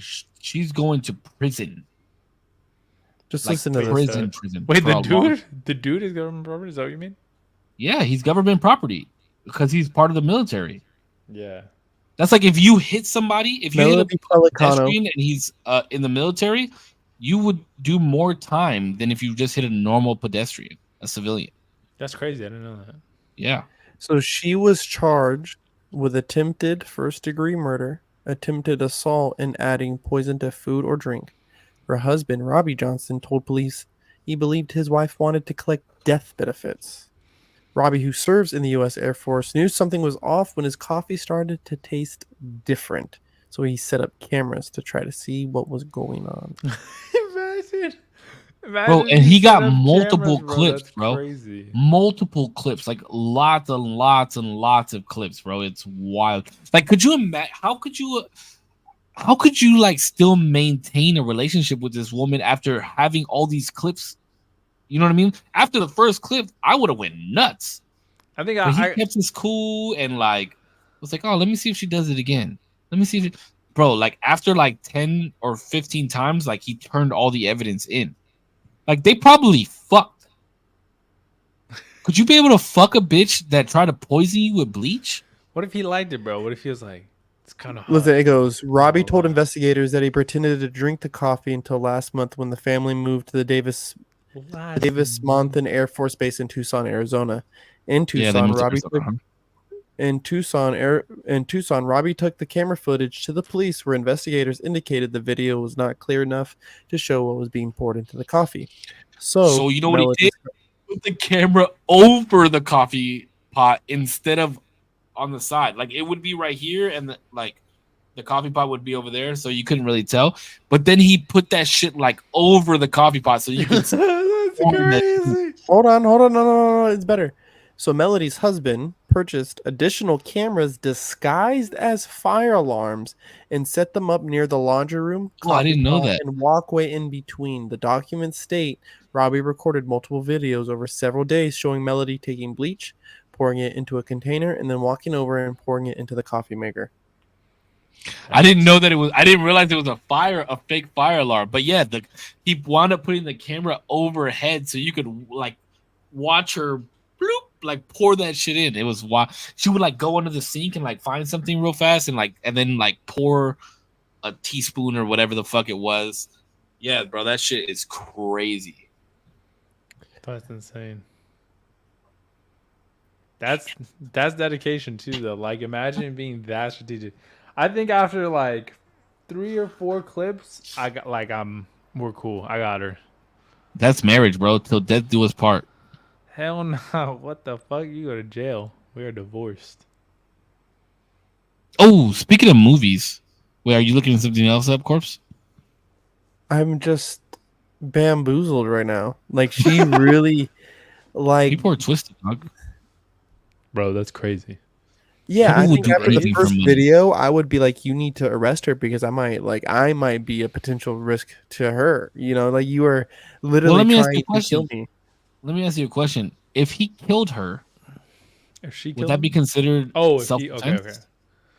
No. Why? One of her charges was attempted murder.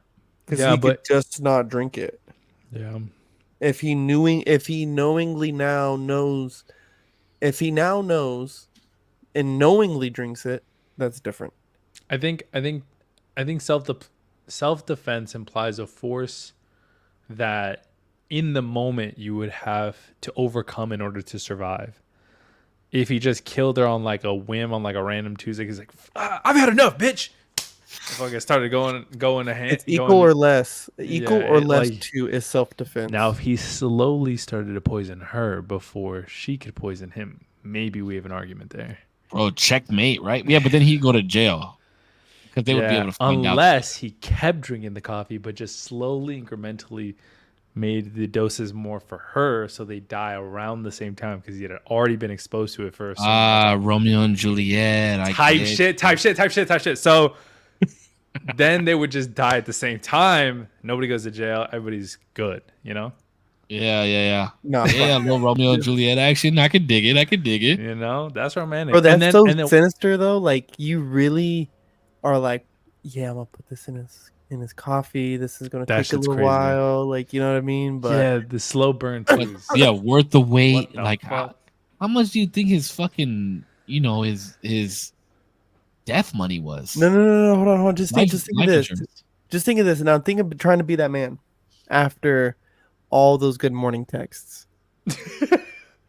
You know, they sleep in the same bed. What do you mean? All the fucking yams. You pushing yams every night, and then you look at the phone and it's like, yo, she's been poisoning me, fam. Like, you know what I mean? Like, I didn't have a tummy ache. I drank Clorox. Like, what the fuck? Yeah, but then do you think like at that point do you think to yourself like, damn, the dick must have been horrible? Nah, I'm just thinking that this motherfucker greedy, bro, and wants to kill me so she can have a nice life in the Philippines. Oh, it said something in there that the Philippines. No. She had family in the Philippines and allegedly was trying to purchase a house there.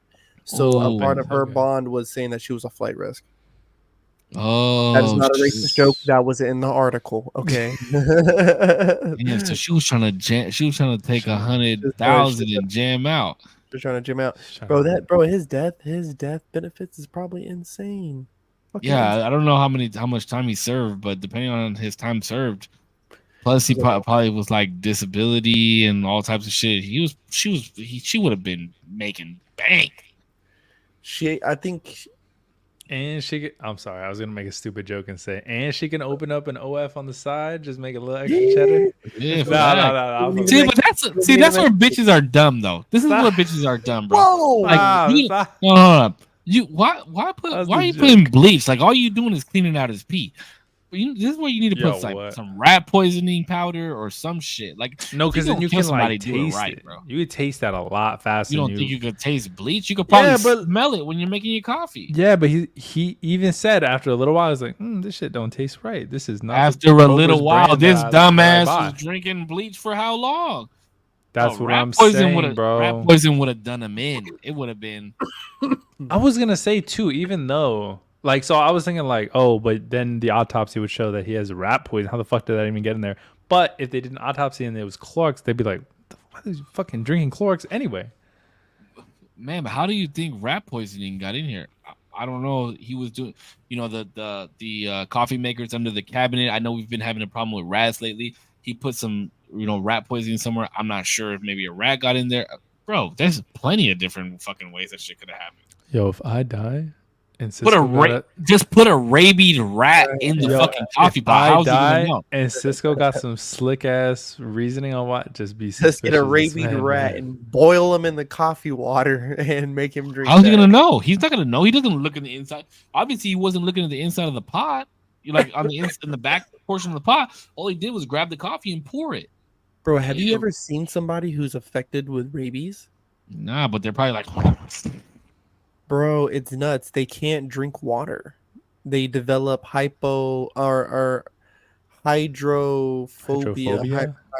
They become like afraid. Like they begin to drink it, they will throw it up. Their body's literally afraid to take it in. Yeah, bro. I heard once you never heard of that. Ooh, don't do that. Do what? I knew you were about it. You were about to start yawning. I saw you. I almost started yawning too. Because I was like, oh, fucking God. No, but I was going to say, damn, what was I going to say? What is a yawn, bro? Like, what the fuck is a yawn? It's just loss of oxygen, right? Your brain trying to get more oxygen in there.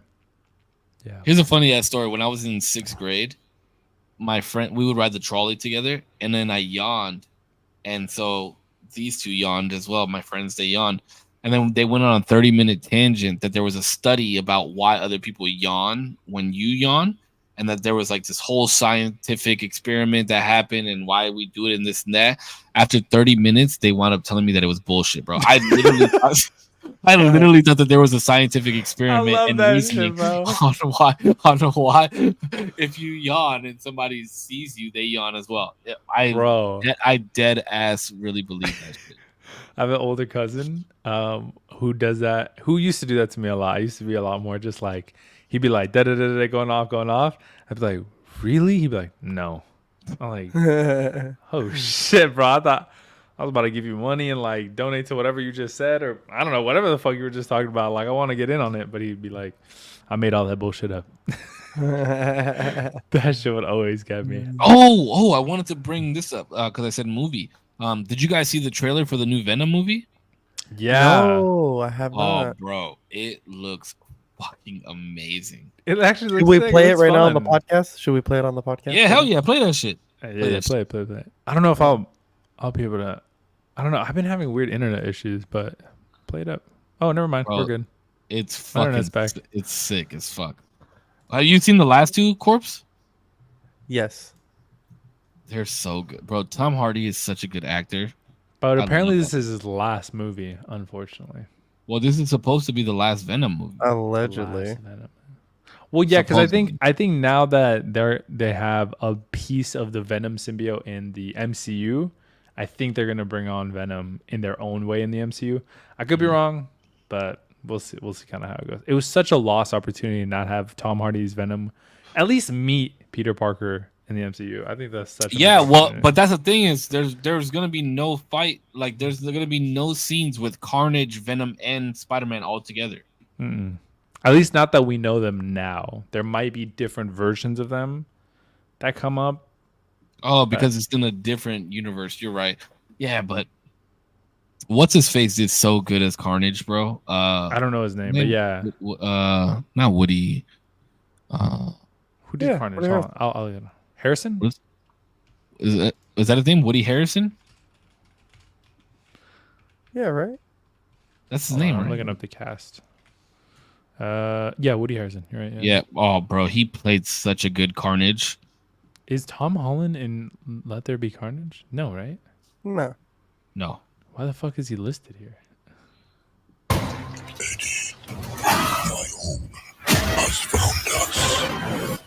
Wait. Pause it for a second because it's lagging. No, don't tell me. Yeah, it's lagging quite a bit. I'll start it over. Hold on, let's see if that helps. Everybody, this is the first time we are doing a screen share on the usual Tuesday, and I would hope that we all... Korpsx has so much running in the background, too. It's not even funny. This man got StreamYard running in the background, Facebook running in the background, Twitch running in the background. I do. I need to stop doing that. Yo, you do have a lot of stuff. I was going to tell people that I think I'm going to stream exclusively to one channel pretty soon, and I just haven't decided which one. Yep. So sucks to suck. All right, let's hope that works.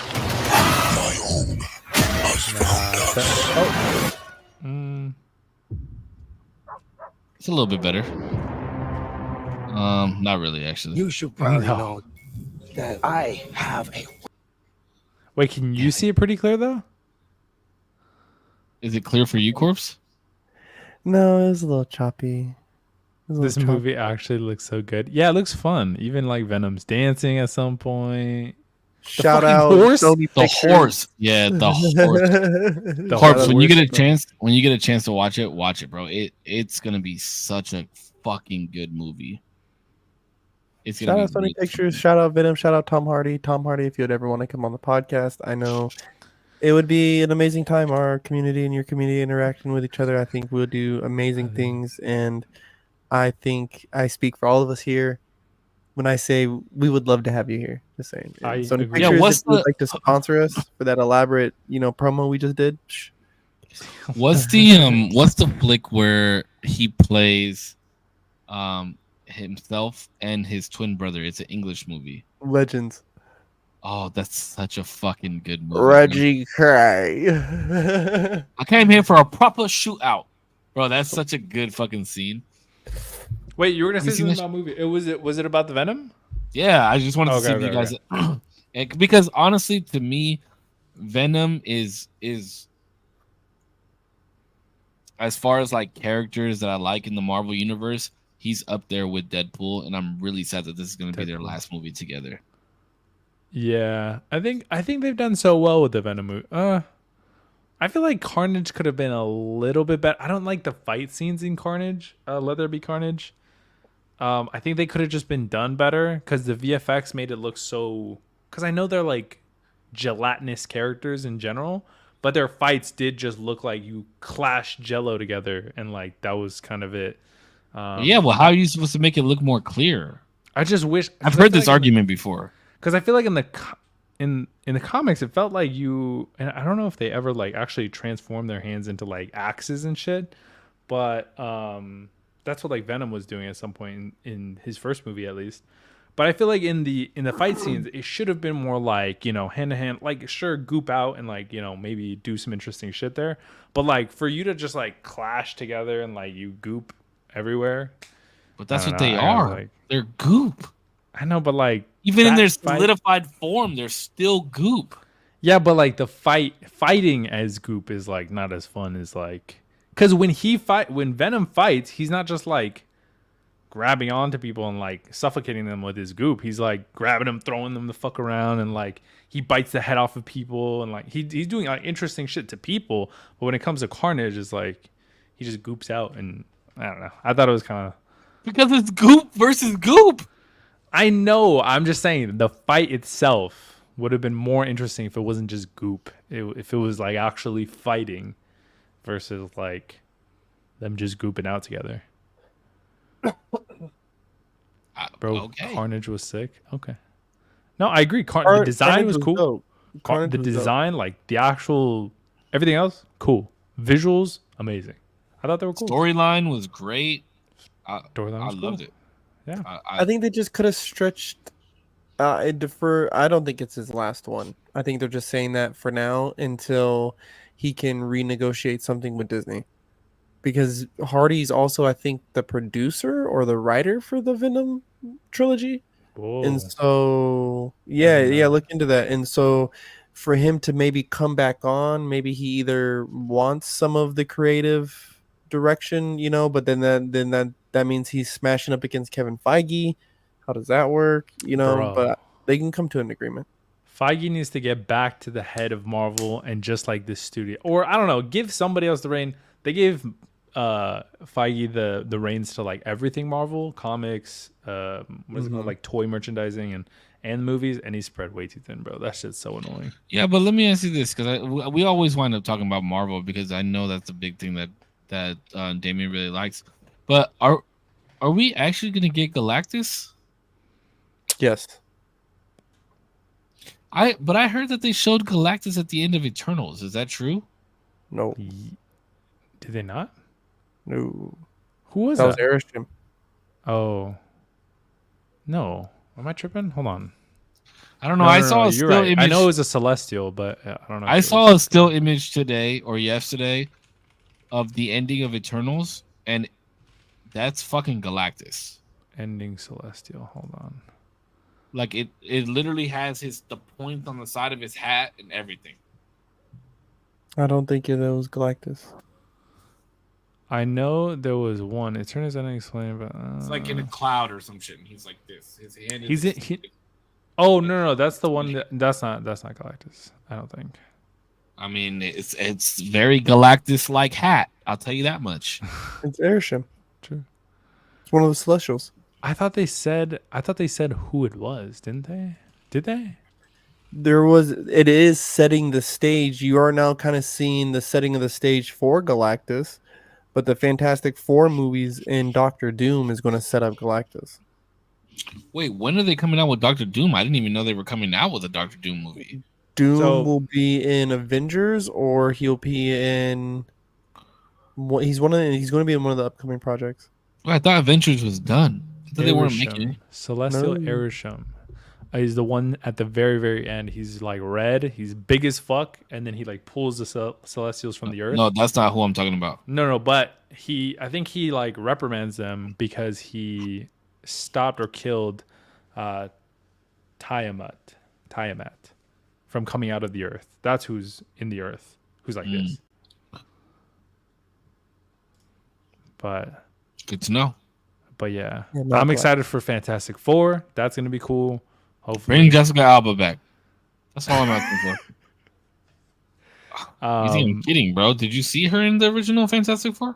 I did, bro. That was my first crush. What do you mean Fantastic Four? What are we talking about? Mr. Fantastic was your first crush? No, Jessica Alba. Oh yeah, bro. Well, how come she didn't have to have her suit all the way zipped up? Because invisibility works better that way. Give me some Jessica Alba back. Who are they casting as? I think it's Pedro Pascal and like 3 other people that I don't really know. Which I like. Pascal is going to be in that movie? Yeah, and he's going to be Mr. Fantastic, which I like Pedro Pascal. I don't know if I like him as Mr. Fantastic. We'll see. I think he has good acting chops. Way. But 3 other individuals that I don't really know. But I like that too. I like when companies hire people that are not like, super well known. No, I don't like that casting at all. At all. I can't see Pedro Pascal in a fight scene with a Doctor Doom. You're gonna tell me Mandalorian is gonna be Mr. Fantastic? We got what's his name? Is it Renner? No, what's his name? The dude from The Office. Jim from The Office. Yeah, Renner.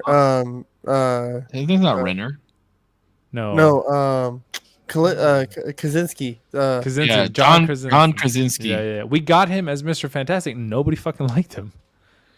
Everybody's like, bro, fan cast. And then we got him, and everybody's like, oh, keep that shit way the fuck over there. Oh the only fan cast that should have ever happened in Marvel history is Donald Glover. That's the only. That is the only as Miles Morales. That is the only fan cast that ever happened. He can't be Miles Morales. No. Miles Brown. It was cool. It was cool to have him as a little cameo in what was it? Far From Home. That was or no, Homecoming, wasn't it? That was the first one. He should have been Miles Morales. No. It was a cool meme. It was a cool meme. Why should he? He doesn't. No, he's a good prowler. He fits a good prowler. Don't let Save cook. Why should he not have been Miles Morales? He wouldn't have been a good. To me, he wouldn't have been a good Miles. It's a cool meme. It's good. I think there should be a Miles Morales. I think that'd be a cool story. Miles Brown will be fucking Miles Morales. Who's Miles Brown? Miles Brown is from Oxnard, and he was the son from the Blackish family. He's Miles Brown. Oh yeah, I've seen this guy. Just off looks, I would say no, but I could be wrong.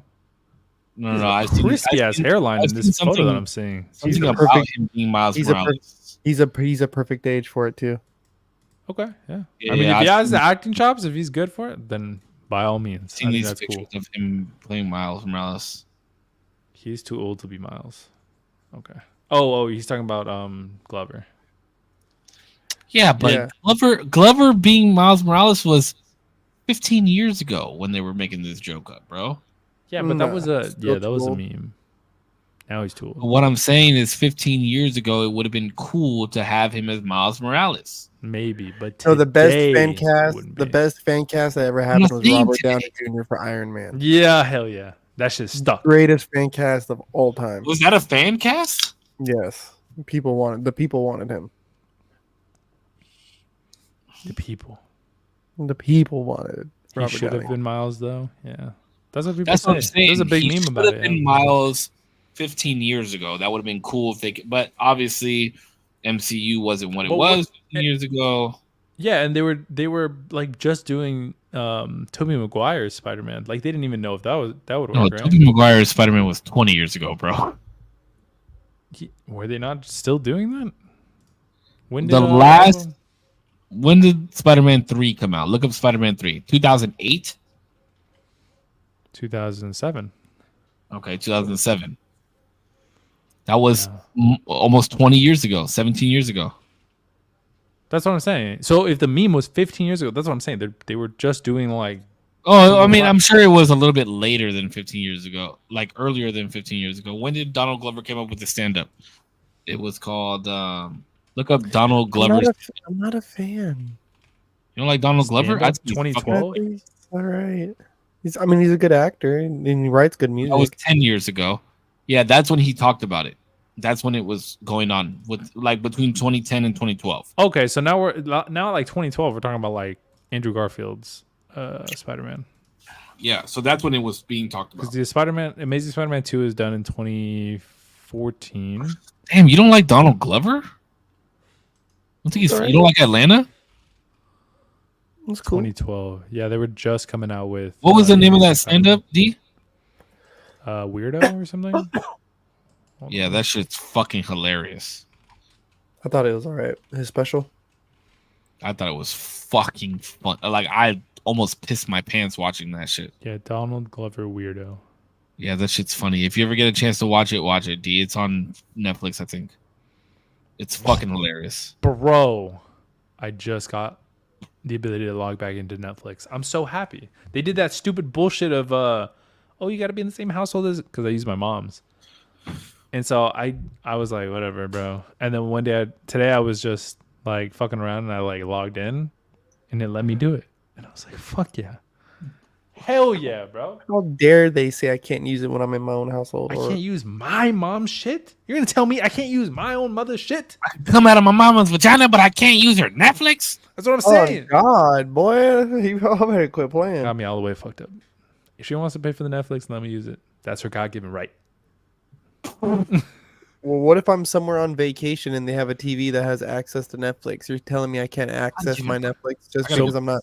So apparently, so this is how it works. You do that. You say I'm on vacation and you're out of the house.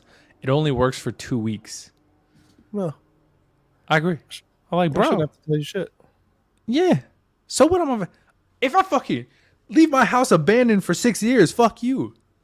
Yeah, whose business is it, dude? Yeah, This is America. I thought there was a right to my privacy. There's a right to my Netflix. Damn it. God damn it! I pay my money for it. You let me watch it on whatever TV I want to fucking watch it on, dude. Yeah, and I shouldn't have to tell you that I'm going out of the for what? You're not my probation officer. I saw a video of this dude named Mr. Who's the Boss. He's I don't know if either of you guys know who that is. Never heard of him. Really good YouTuber. You should watch him. He's a tech YouTuber though. But he talks about in his one video he talks about the breakdown of like subscription services and models like that, where he gives Uber for an example. He's like, Uber was super competitive when it first came out. You equate it to like taxis, and you had kind of a guideline of like a taxi would be $10 from going here to here, but Uber would be $5 from here to here. And now there's like Uber One, and like you get this like subscription model, and now the lines are blurry because like Uber sets the price now and is like, oh, it's like 10% off, but like 10% off of what? Of like a made up price that you just gave me, and like you could have marked it up 10% to then just say 10% off. And then Uber keeps track of how many times you look to see like if you're tracking the price. I didn't know that. That's crazy. And then also, so like if I'm going to your house and I pull up Uber and I'm like, oh, it's $35 to get to D's house right now, I'm gonna wait 30 minutes and see, or 15 minutes to see if the price goes down, and I look at it again and it still says 35. Okay, if I look at it for a third time, it goes up. Oh, that's crazy. I didn't know that. And then, well, in that same video, he talks about like Uber Eats, because Uber One is a part of Uber Eats, and so it should take off like delivery fees, but the delivery fees are only taken off of a certain price that you hit. And you're like, bro, all of the subscription bullshit is crazy, especially like for Uber One. I don't use Uber, but Dasher was wild because he was like, you can't get away from it though. But then also like just the pricing on Uber, like if you were to just order from the app, is like already marked up. So he ordered like chicken nuggets, and then he went to go he like sent somebody in the same time to go buy them, and it was like drastically different prices. I was like, damn, bro, Uber's just like getting money off it's the hella item marked itself. up. Yeah, on the item itself, on the drive, on like whether or not you even do the what's it called, the certain amount of price that you need to hit in order for the delivery fees to be taken off, the subscription that you give them. I was like, bro, holy shit. That's where trying to tell you, and you want me to leave a fucking tip? Fuck you, dog. Bro. It's not my fault. Drivers, bro. Tip your drivers, bro. No, fuck. Go get your fucking food then. Tip your drivers. You get $1 or $2. That's crazy. $2 is the max. That's fine. That's fine. That's fine. It doesn't matter how much. I think that's Korpsx. I think it's Korpsx. Me personally. But because I drove, I've like a more of like a damn, bro. That shit is like annoying as fuck to go do, and then like. Well, then why the fuck are you working for Uber? Like, if it's annoying, then why the fuck are you doing that job? Because there's a thing of me. Because even when I drove, right, and I could have been a driver where I just picked you up, got you to your place, whatever, and I just take the little picture. No. There's a difference between. I'm talking about Uber Eats, bro. Even Uber Eats. Uber Eats. I'll tip an Uber driver. If I can get your Uber food, Eats, I will not tip. If I can get your food to you hot, right, and safely at 2 a.m. Safely? What the fuck? Where's my food going out the window? Like what the fuck? No. Good, maybe bro. you might be faded at a party, and you're doing some Uber Eats, bro, because you don't want to go drinking and driving, which I commend you for. But like, also show me some love because I spared you from a DUI. I spared you from potentially getting on the road and hurting yourself or someone else. No, right? No. And I'm bringing you your food. So $1, $2. That's your bro? job. Oh yeah, okay. I agree with you on Wait, the dollar. how much do you tip your pizza delivery guys? Is it $1? Same thing? Yeah, I leave $2 for the delivery pizza guy. That's crazy. But also, my pizza price is not inflate. Maybe I'll give $5 for the pizza. See, delivery. that's all I'm saying. $5. It's not this motherfucker's fault that he's working for but Domino's. I don't. It's just, but I don't get stupid ass surcharges for that. Sure. But that okay. So same question you asked me of like, why am I working for Uber? Why the fuck are you ordering off of Uber then? Why am I ordering off? Because I don't want to fucking drive. I might be drunk. I might be doing something. I might be waiting for a bitch to come over to the crib. Like, what the fuck? If she's coming over, tell her ass to fucking get McDonald's on the way then. Oh God, Zeller that money, dog. Hey, yo, I'll give you a bigger tip than $5 later. Just get the fucking nuggets here. I just don't. I don't see the. I don't see the reasoning for tipping a Uber. Like, Uber's already taking fucking mad money from me, bro. Buku bucks they make. I'm like, if I go on Uber Eats right now, right, and or do a delivery, it says other charges $4.99, delivery charges $4.99. What the fuck are the other charges? I agree. Tell me what the other charges are. That's something to take up with Uber, not your driver, though. True. Well, they decided to work for that fucking corrupt ass company. Just bring my fucking food and The take same your dollar. the same corrupt ass company you're ordering your food from. True. Take your fucking dollar. True. And be fucking happy, dog. Okay, I'm okay with that. I'm okay with that. I'll take my dollar. It's not like I leave no tip. You get $1 or $2 depending on how far I'm making you drive. I'm not leaving $5. Damien's over here talking about leaving $10. Fuck you. Whoa, I never said $10. I said $5 is fine. $10 is nice, bro. That's hella nice. Oh my God, you guys are making me $5, right? $5, right? If I order a fucking Taco Bell box off Uber right now, well, Uber doesn't even have Taco Bell, but say I was to order off for the Taco Bell box, $15 for the Taco Bell box, right? Which is wild because the motherfuckers used to be $5. $15 for an Uber box, right? After everything is all said and done, it's $24. $24 or $25. If I leave a $5 tip, now I'm paying double than what my food is even worth. You could say that that's a convenience charge, bro. They already charged me a convenience charge. Yeah, but I didn't charge you a convenience. But the company that you work for did. Yeah, the company that you choose to fund. So take it up with them. No, you take it up with them. No, I don't. I left you $1. Now they charged me $8 for you to drive to my house. So you take it up with them on why they're making as much money. I agree. They've already inflated my food. They should pay their drivers more. I agree with that. Yeah, fuck you. I'm not leaving you more money because your job is fucking you. Fuck you. Cisco. No, fuck that, bro. Like, God forbid. I paid for the service. Now, if I have to pay a service, listen. If I had to pay a service fee at a restaurant, right? If I paid a service fee at you're gonna come in here, you're gonna sit down, you're gonna get your food. You have to pay a service fee up front, right? Like gratuity. That's what gratuity is, right? I don't have to leave a tip after gratuity. True. Yeah. I don't have to leave a tip after gratuity. Well, a tip is included at that point. That is the tip. No. But people still leave more than gratuity. Yeah, because you went above and beyond, whatever. Exactly my point. But gratuity is only 8.5%, right? A typical tip is 15%, right? No, gratuity is way more than 8%. I don't know. No, it's not. I promise you, it's not. I promise. Cisco doesn't like to argue. Wait, rewinded the clip where Cisco said he doesn't like to argue. Chat, clip it. Is it a state thing? Gratuity law? It's probably a state thing, but I have no idea. Truly, I want to say it's 18%. Is it 18? Oh, what did I say? 8? It might be 18%. I think you might be right, actually. Oh, damn. Cisco stand corrected. Damn. No, I'm admitting that he's probably right because I knew it had an 8 in it. Let me see. What is the tip percentage in California? How do you find gratuity? What is typical gratuity? Let me look up mandatory gratuity percentage. Typical. Bro, how excited are you guys for 18%? You're right. 18%. You're right. I thought it was 8%. I apologize. How excited are you guys for Deadpool? I'm so excited. I gotta piss for that. So hype. That's the one I'm waiting. I'm so excited. Wait, have you seen Loki, right? Yes. Based, okay. Did you watch first and second season? Yes. I watched all of it.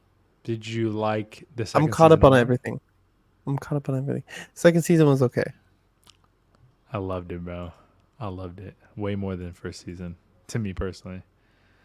So good. The Victor Timely becomes king didn't make sense because of how it ended. Victor time. Oh, but they break he breaks everything.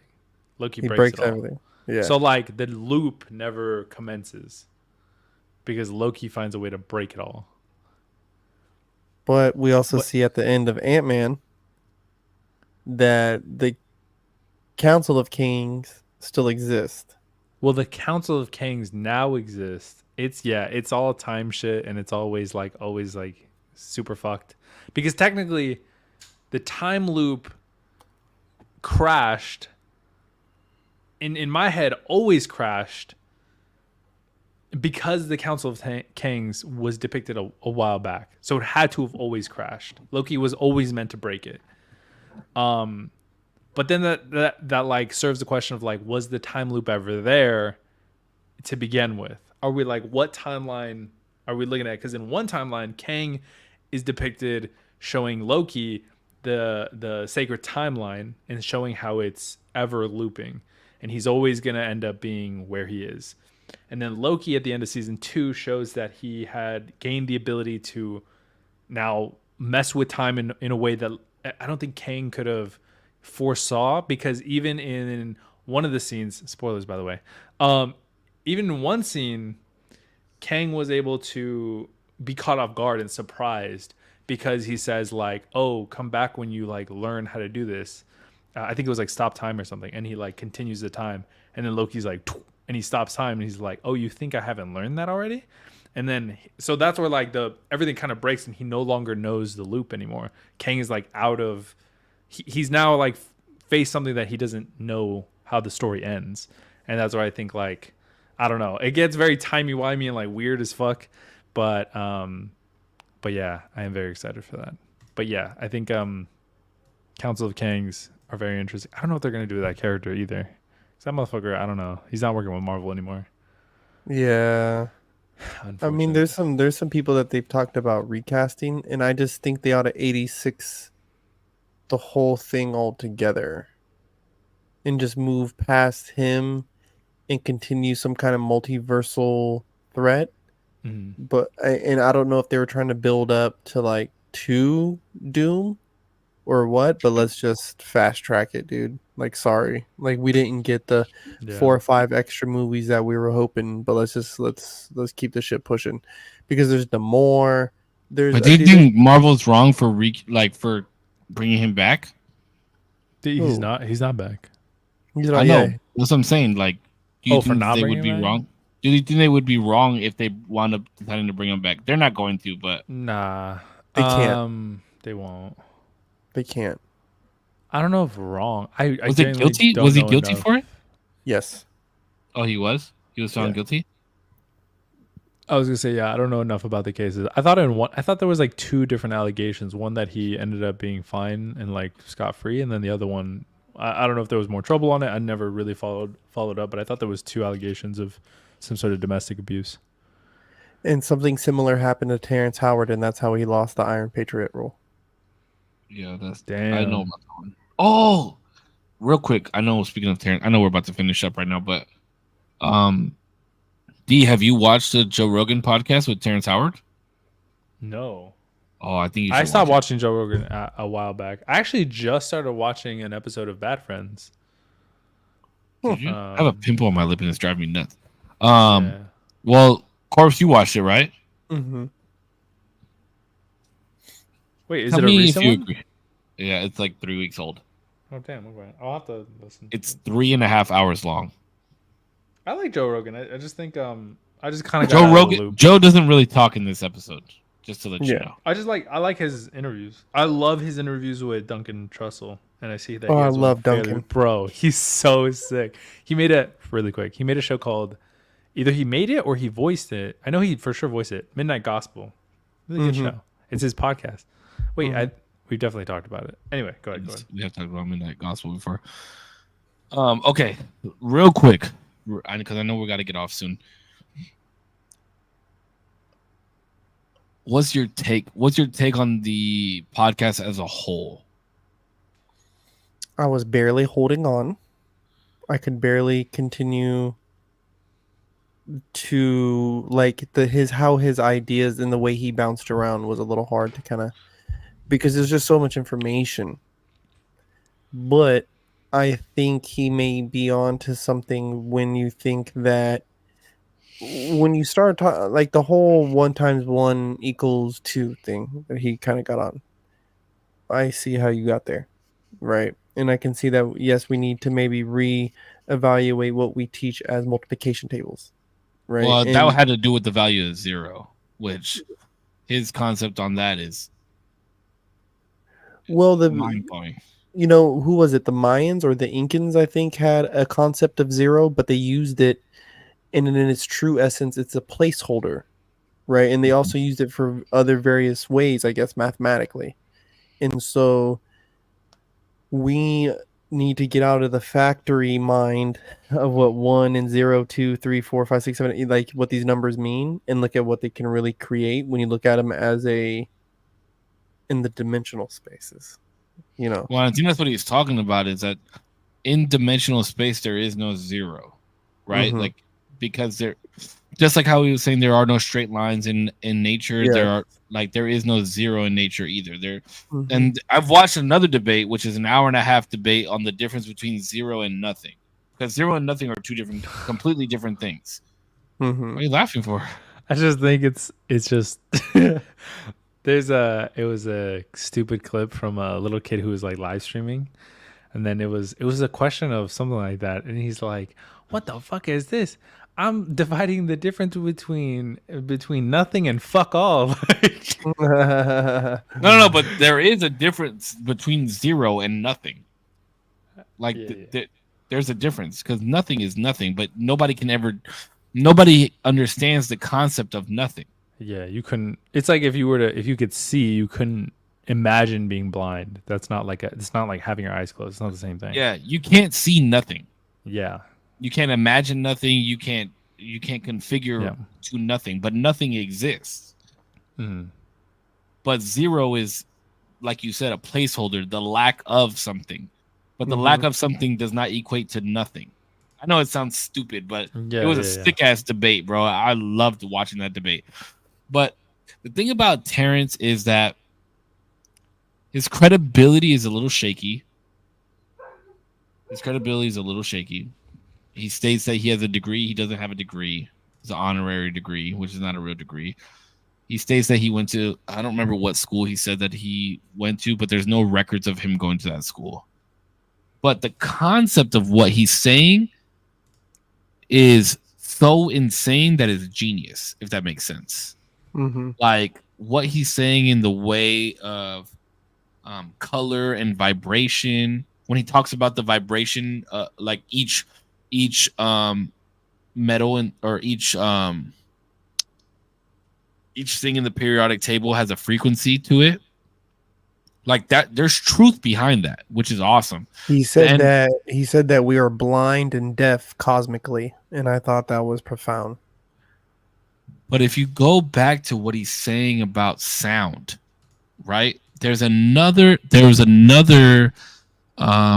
interview on Joe Rogan's podcast. I don't remember who it was, but there's an impression that the pyramids and Stonehenge and the Easter Island heads, that all those monuments, the way that they were moved, were all were with sound.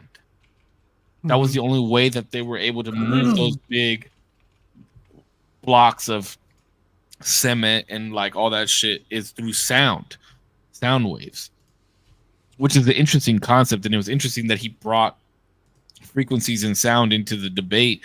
And what he was saying about like chlorophyll and mitochondria having the same chemical makeup, but the the base, one being iron and one being something else.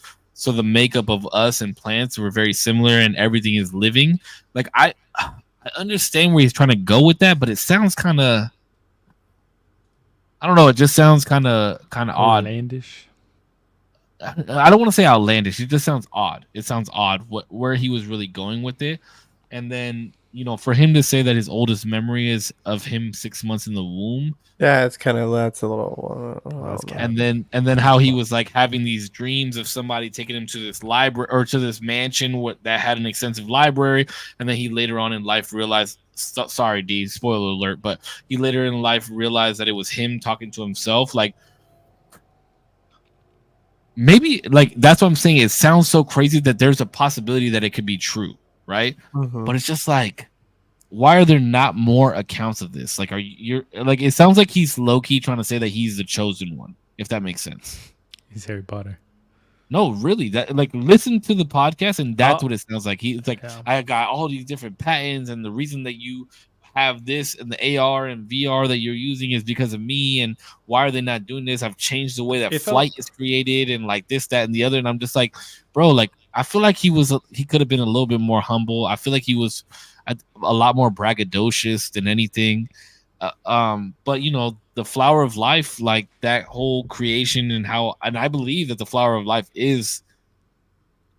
plays, geometric shapes play a huge part in what we don't see in the recreation of Venus and all that shit. Like, I don't know, or Mercury, Mars, whatever it was that he said he recreated. Dark matter is fake. I don't know, bro. I didn't know what to take of it. I might have to listen to it again, but it was just dark matter is fake. It sounded like, well, obviously I don't know the context of whatever was just said there, but dark matter is still like a very theoretical thing. It just like there's a lot of math that suggests that it is true, from what I understand, that dark matter exists. Correct, but what he's saying is there's a lot of factual statements and theoretical statements that can prove that it does not exist.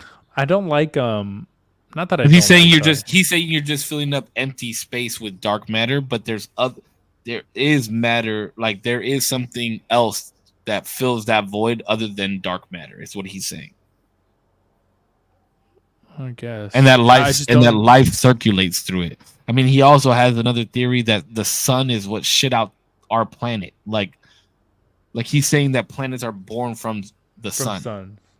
I don't know. I mean, it just sounds like he's on like a good one, and like he didn't have anybody to stop him talking. That's what it sounds like. Well, I mean, no, but here's the thing: is he uses factual things to make.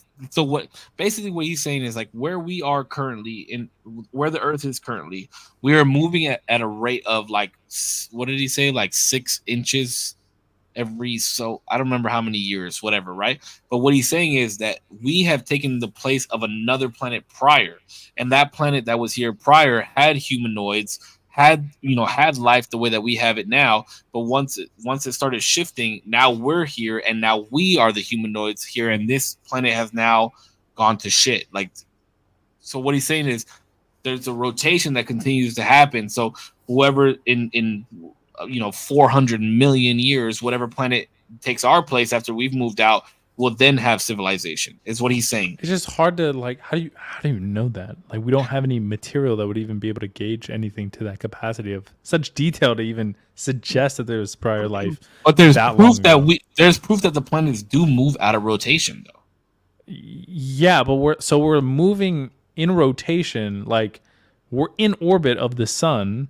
Correct. But we're also moving in space, so we're not where we were last year. We are in a new place all the time. Correct. But what he's saying is the concept is the sun moves less than we do. So therefore, we're moving at a faster rate out of the orbit of the sun.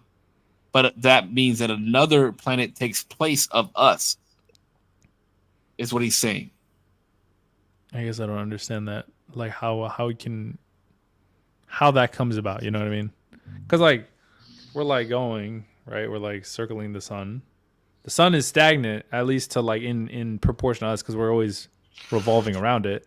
But then that sun, like we're always going this way, but the sun is also like going in a direction, obviously not up, but like in a direction. No, what he's saying is, this is the sun, right?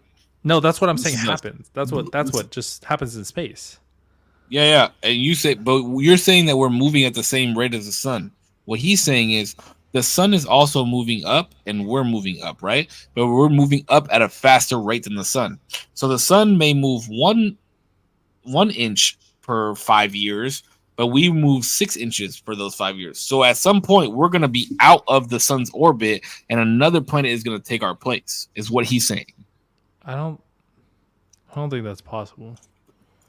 Just like why is it not? If I told you that the sun moved at 1 inch per 5 years, and we moved at 6 inches per year, that is evident that another planet would then take the place of us. I don't think so. Why wouldn't it? Because we're attracted. We are attracted to the sun. So is every other planet. As gravity, right? Yes. So is every planet, right? Every planet in our solar system is attracted to the sun by gravity. Okay. Wherever the sun goes, every planet would follow. And even if we were to go faster, we would always be pulled back because of the gravitational force of the sun. So the sun would always, in my head, mathematically, always have to be leading because it has a greater force of, like, even if we did start leading, that gravitational pull towards the sun would be too great to where it would either balance out. So we were either the same or around the same, or we would be pulled back too far. We couldn't have it. I don't think it would be possible to have a lead. In my head, it wouldn't make any sense because the sun is the thing that holds us more firm than the speed that we could go. No, but we had to get here at some point, right? Like we had to get into the gravitational pull. Earth had to get into the gravitational pull of the Earth at some rate, right? Yeah. So that means that our rate is now slower based off of our pull, our gravitational pull to the Earth or to the sun. What do you mean slower? Let's just say Earth was a comet, right? Sure. And we're passing by the sun. Mm-hmm. And then all of a sudden the sun's like, hey, yo, wait, hold on. I'm attracted to you. So now we move slower, right? Because of our gravitational pull to the sun. That's what you're saying. Yes, yeah. But why do we have to? So you're saying, let me understand what you're saying. You're stating that the Earth and the sun move at the same distance within the same time based on gravitational pull.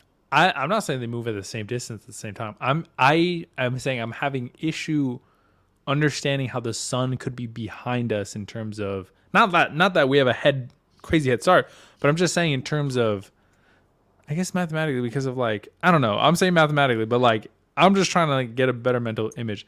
I guess technically it could be the case that the sun could move an inch while the Earth moves 6 inches, just purely based on size.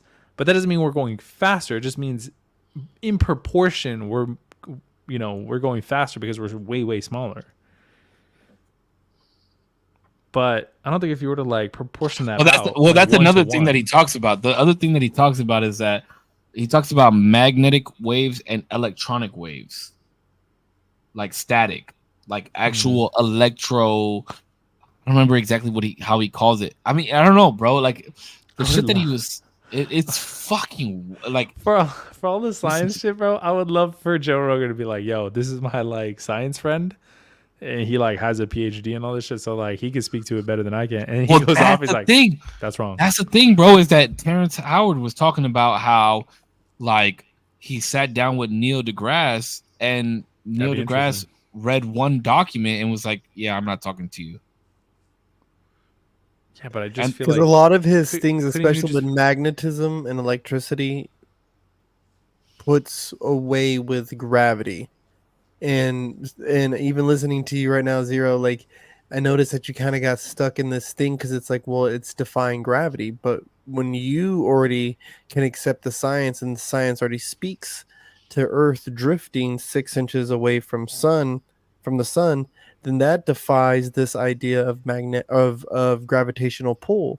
Because that's what he says too, right? He says if gravitational pull was real, then we'd be getting pulled into the sun at a rate of 6 inches per year. No, but we are getting pulled into the sun. That's why we have a rotation to begin with. We are falling to the sun, but we're missing it all the time. The science is saying that we're drifting away from it. Yeah, and Terrence is even like, take a balloon. take a balloon and like rub it against your body to feel the static electricity. If that static electricity was that that strong, and that has to do with gravitational pull, why does the balloon float away from the Earth? Mm-hmm.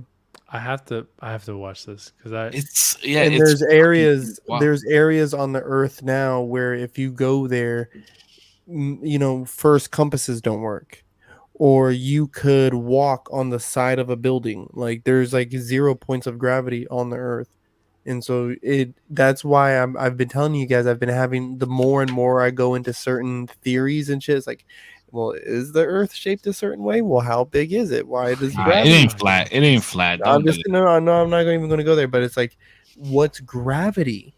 What is truly gravity? If there's areas on this Earth where the laws don't apply, if it's a law, it applies all the time, everywhere. Yeah, and he has a concept. That's also the same thing that he talks about, our core, that is not magma. No, there's no way. He talks about the core not being magma and being some other pole that creates more magnetism and electricity than magma, which is another interesting theory that I'm like, how the fuck do you come up with that shit, bro? Well, the ground is electrically charged. The ground is electrically charged. And you can electrically charge the ground. And he's stating that because we're electrically charged, is that the right way to say it? Mm-hmm. Yeah, because we're electrically charged, that has to do with the fact of why we don't float away. So like he basically like the concept of gravity is deteriorated from his mind. It's absolutely wild to watch. I've heard certain people talk about the theory that there is no real gravity. I've also heard the theory that gravity actually comes from a parallel dimension, that just there's so much of it there that it bleeds into ours, and that's why we have this certain amount of gravity. No. I don't know. Gravity has to exist. Gravity has to exist because of the water. No. Wait, yeah, because what does that have to? What? Yeah, because water is not electrically charged. Yes, it is.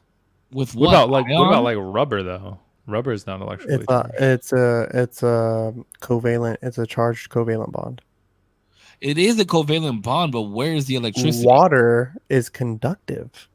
It is conductive, but where? What I'm saying. So you're saying that there's enough electricity to keep water in place or where it's at, right, in the ocean, but not enough to create some type of reaction to human life form, any life forms in the ocean? Yes. Wait, what about non-conductive?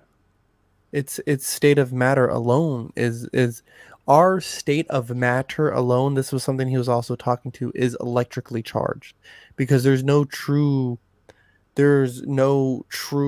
like think of the at a molecular level, when something is a solid, it's not moving, it's moving. Mm-hmm. There's energy. I understood he was talking about that. Yeah, there's energy. That's inertia. Which I understand that. So even water in its liquid form still holds a charge. It's still, that's why you have hydroelectronics. But what I'm saying is that charge is enough to stay in place. Yes, when you have large enough amounts. Yes. I'm telling you, D, you gotta listen to it. It took me 2 days to get through it. It was so much information, bro. Real quick, because I do have to go. You know who else does that? Sam does that. Real quick. Hey, one more thing. Hold up. One thing I don't like, that I do wish that I like that Destiny does. I just wish Joe Rogan just like challenge people a little bit more. I feel like he does let people just like go off on shit. Oh, he challenges him a little bit. But I just feel like, bro, what the fuck are we talking about? Sometimes, you know what I'm not saying that because I don't know. I haven't listened to this podcast, but I'm just talking about like in general. I feel like I've more often than not heard episodes where I'm like, why didn't you like stop this guy from talking at some point? Like, damn, this motherfucker's because then that eliminates the whole. Not stop him, like stop talking, but like just like what, like poke at his like, what does he really mean by that? You know what I mean? Like, poke at his like ideology. He does it. Like He does it a little bit, but at the same time, you bring these people on to hear what they're like, hear their story and their thoughts. You know what I mean? I think that's fine. I think you can have that and still have the ability to poke and prod and be genuinely curious and push on things that people find that you're coming on here because you have a stated belief. Let me test that belief a little bit more than maybe even you're comfortable with. Not in a combative like I'm right, but just like in a way that's like, well, what do you really think? So what I will say to the pod is that he did have a lot of information that he was putting out, right? Like it honestly felt like a lecture, right? Like he had a lecture prepared, and so when you have a 3-hour lecture on a 3.5-hour podcast, there's not a lot of time for questions. And that's what I will agree where I did not enjoy where it's like, whoa, dog, you just said something that defied reality. Can we unpack that a little bit? Joe does try and do that. He's like, hold on, I want to touch on this for a second.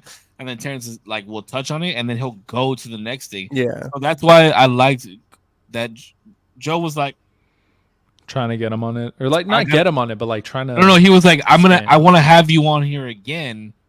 Yeah.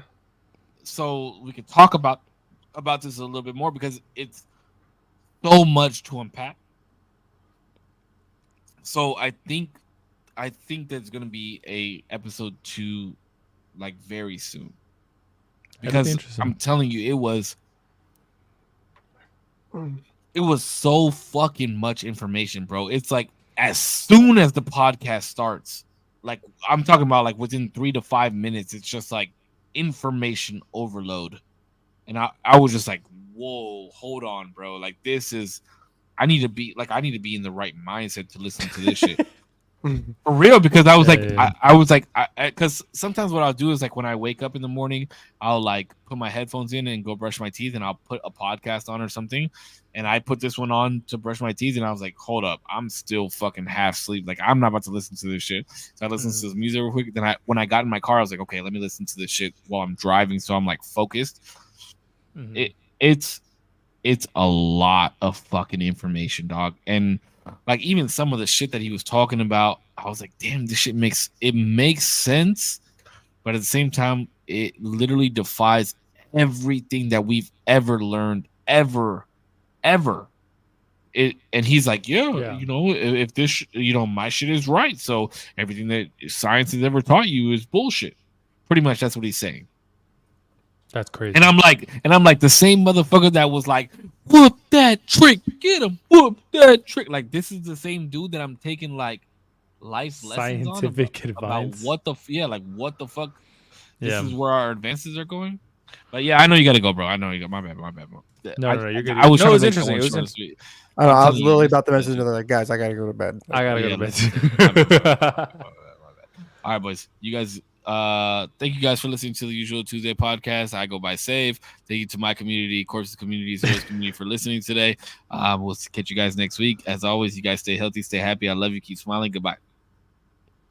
Usual Tuesday podcast is Big Corpse, korpscollection.com. Be on the lookout. Love you guys. Next time. Bye. Thanks. Wow, this is not my. Wait, what's that? No. We need like a little. Give us a little splurge. Give me a little quote. Oh, you know what? I usually like look up something and to read it off, and you know what? I've been busy and I didn't do it, and I feel bad. But if you guys need something off the top of my dome piece, right? Top. Oh, say the one that I messaged, the one from Terrence Howard. Remember that in every person you meet, there's a little piece of God in them. Just make sure that they see it in you first. There you go. Damn, from Save. Came in for the save. Look at you. You know how I do, baby boo. Thank you, everybody. Korpsx community, Saves community. I appreciate you. Listen, if you tuned in for a second, a minute, an hour, the whole thing, or you're watching on the playback, I appreciate you always. Hopefully you're doing well. Hopefully you're safe. And hopefully we can see you very soon next Tuesday. Peace. All right, boys. Watch that fucking podcast, D. Peace. Yeah, I gotta watch.